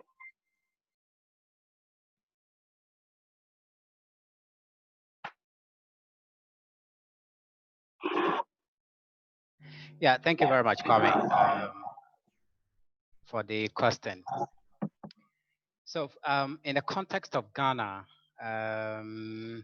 these are the real impacts. The real situation is this. The fishing activities in Ghana as it is that the fishermen cannot, to a large extent, the fishermen cannot operate effectively without the fish processing women. That's the unique truth about the situation in Ghana. And the reason is the majority of the fishermen do not actually have the capital or the money to be able to acquire the fishing equipment and to be able to buy the fuel to go, for fishing. So they depend, to a large extent on capital, on the fish processing women to get capital to, enable them to undertake their activities. So, which means that the fish processing women are invested in the livelihoods of, or in the prosperity of the success of the fishermen. So that because of this relationship, any activity, any incident that affects the success or the prosperity of the fishermen has a direct correlation or effect on the fish processing women. So now that the fish processing women have given, let's say a fish processing woman has given his money to a fisherman, and then he is expecting the fisherman to come back with fish and give it to her to go and sell, so that she can also take the money and then put it back to where she took the money from. And then the fisherman goes to sea and comes back and has like 40%, of what he expected to get. The fisherman has run into a loss, and it has affected the fish processing woman, because he will not be able to get the volume that that is commensurate with the amount of money he took from the fish processing woman. So which means that it's not only the fisherman who is losing money, it's also the fish processing woman is also losing the money that he has already put in. And aside that, the fish processing woman is also losing her livelihood, because she depends on the processing of the fish. And now that she's not getting the volumes or the quantities that she was expecting, she will not be able to make the money, that she was expected to make within that week.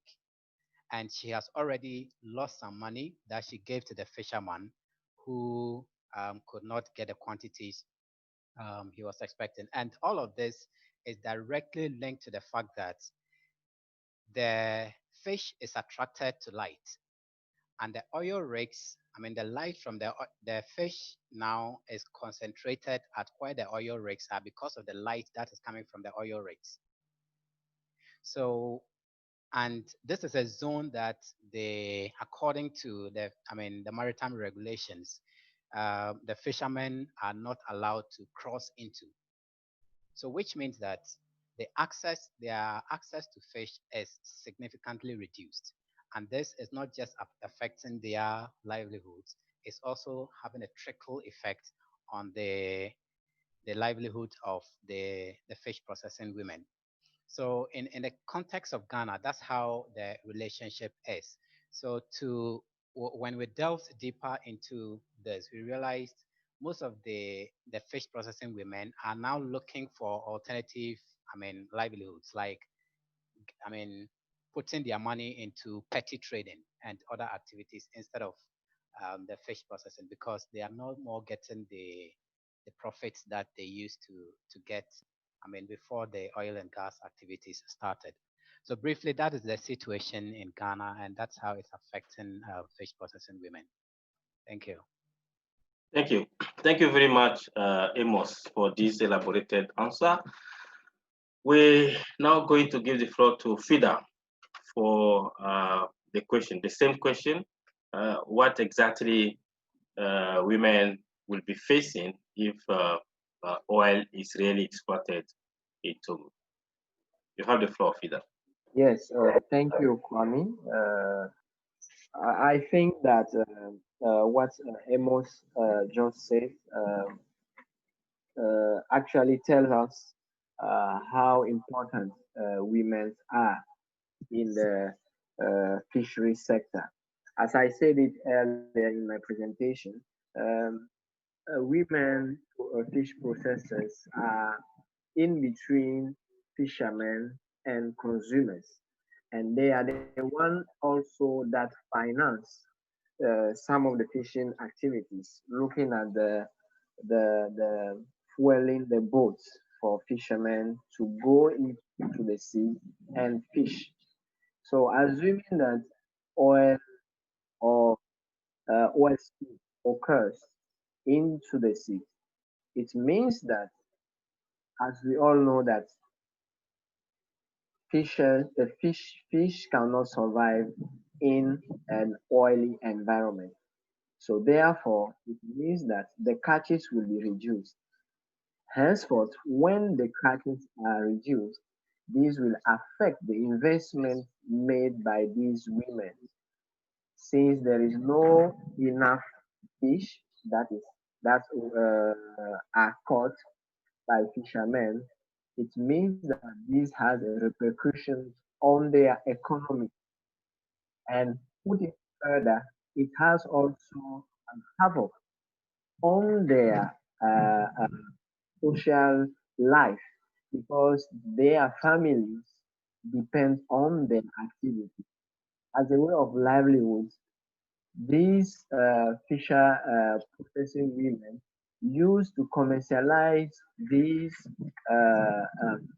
fishes that are caught rather, and then they actually, from the selling or from the sale, this helped them to keep up their families, and even sometimes women's they invest in the education of their children. If I'm looking at the second aspect of your question, which is talking about how actually it also has an effect on the children. So looking at the scenario, this could impact the education of their children, as they don't have enough means to send their children to the school. And this can also affect their means of also sending or getting the right health care to their families. So in a nutshell, this could be the likely impact we anticipate if oil and gas is exploited in the country, and also looking at all the scenarios that are happening in other countries that have started oil exploitation. Thank you. Thank you, Fida. Thank you, Fida, for the elaborated answer.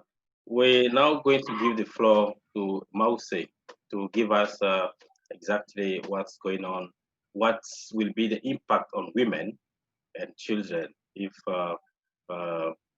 oil is exploited, oil and gas is really exploited in Benin. Mause, you have the floor. Thank you. Ok, merci beaucoup. Je crois que je fais mienne un certain nombre d'éléments dont a parlé les collègues du Ghana, mais du Togo aussi, parce que en tout cas, on est sur la même zone de côte. Les problèmes sur les femmes vont être les mêmes. Ce que j'aimerais ajouter à ce qui a été déjà dit, il faut rappeler aussi que ces femmes, généralement, sont celles qui tiennent l'activité en réalité. Je crois que Fida l'a très bien évoqué. Sans la présence de ces femmes qui sont au carrefour d'abord de l'achat et de la vente, au carrefour de l'investissement à la fois physique et économique de l'activité, donc elles vont être impactées forcément. Mais ce que je voulais ajouter, c'est qu'il y aura sans doute des déplacements de population. Parce que les zones où vous avez des pipelines qui passent, vous avez de l'exploitation du pétrole, etc., je crois que le collègue du Ghana et celui du Nigeria ont clairement montré que les populations devraient laisser leurs terres.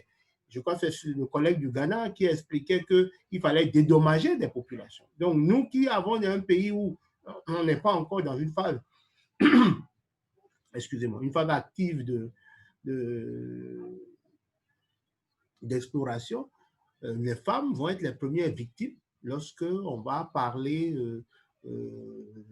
d'accaparement des espaces, des terres, ou éloigner les populations de ces zones-là. Donc, je crois que c'est en ce sens que les femmes vont encore être le plus impactées. Parce que moi, j'ai fait une remarque, parce qu'on avait fait un projet sur les femmes fumeuses de poissons il y a de cela 2 ans. Vous avez beaucoup de veuves dans cette zone-là aussi.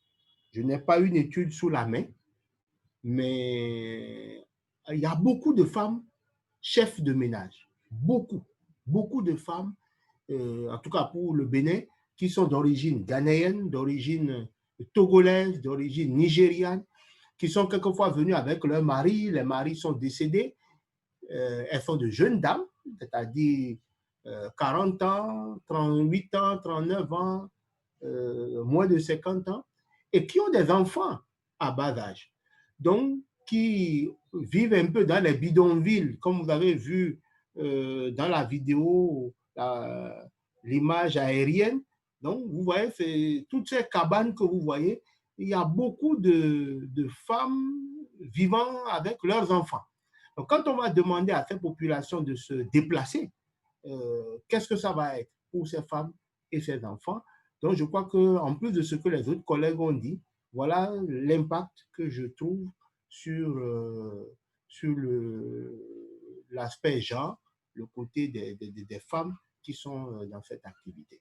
Alors, qui dit impact sur les femmes, dit impact sur leurs enfants, dit impact sur la communauté, etc., etc. Merci beaucoup.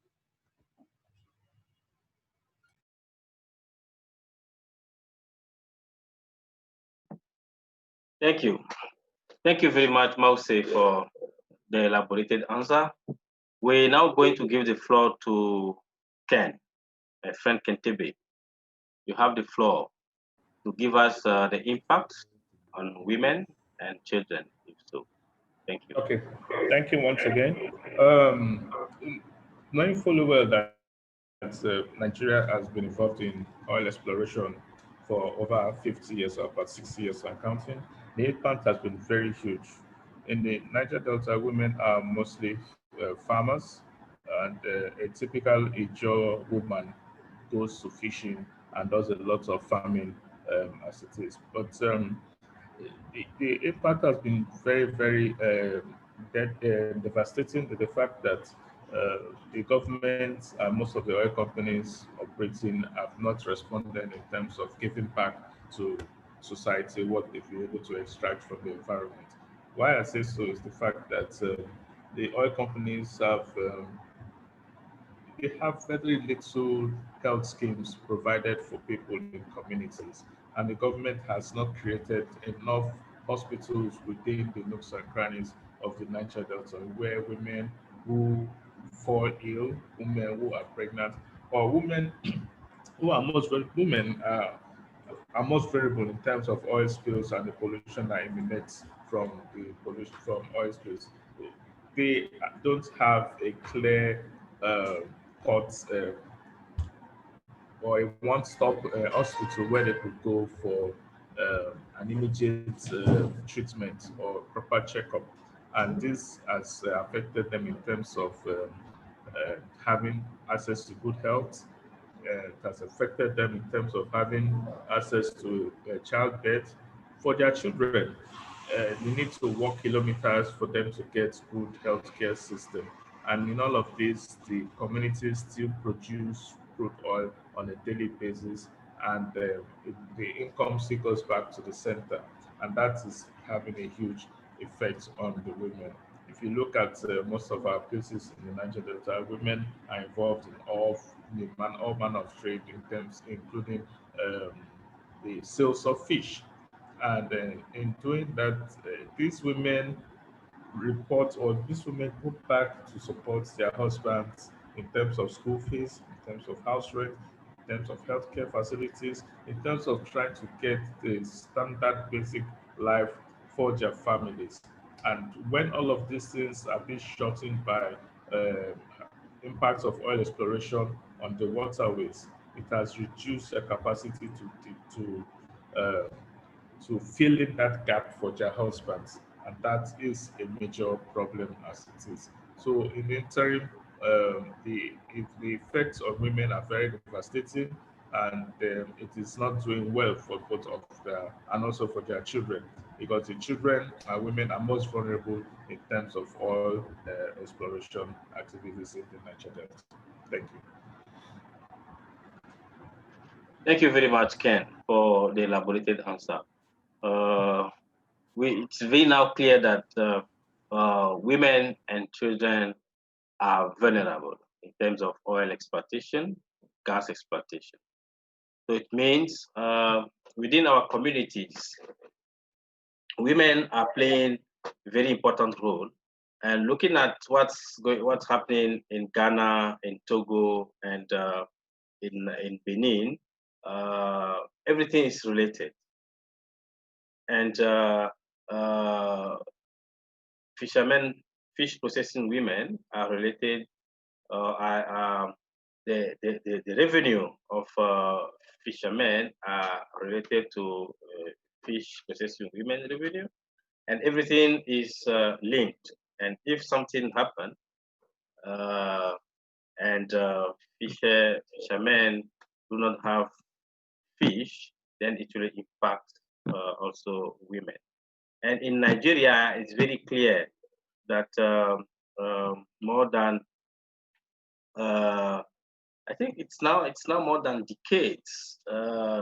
So many years ago, oil spills. Yes, I'm here. Of course. Can you take that again? Sorry. Can you take that again? I didn't hear you properly. So I'm just saying that in Nigeria many years ago, from oil and gas exploitation, women have been impacted, and children also. So it's very clear that women are key in development. So we need to push back oil and gas exploitation in West Africa, so that our communities live in peace. Having that said, I would like to thank every one of you. I would like to thank the presenters. I would like to thank participants for joining this webinar. And I'm glad that all presenters have put forward the real impact on women and children, and also on fisher folks as a whole community. Thank you very much once again. The advocacy will continue.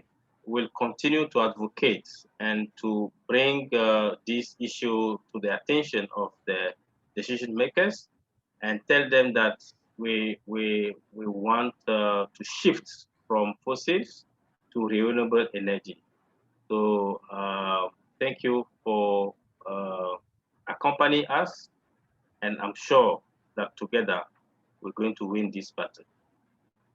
Thank you. So, Thank you very much. So we are coming to the end of this webinar, and I would like to thank you once again. Thank you, and have a good day. Bye-bye.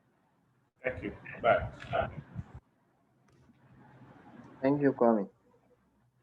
Wow.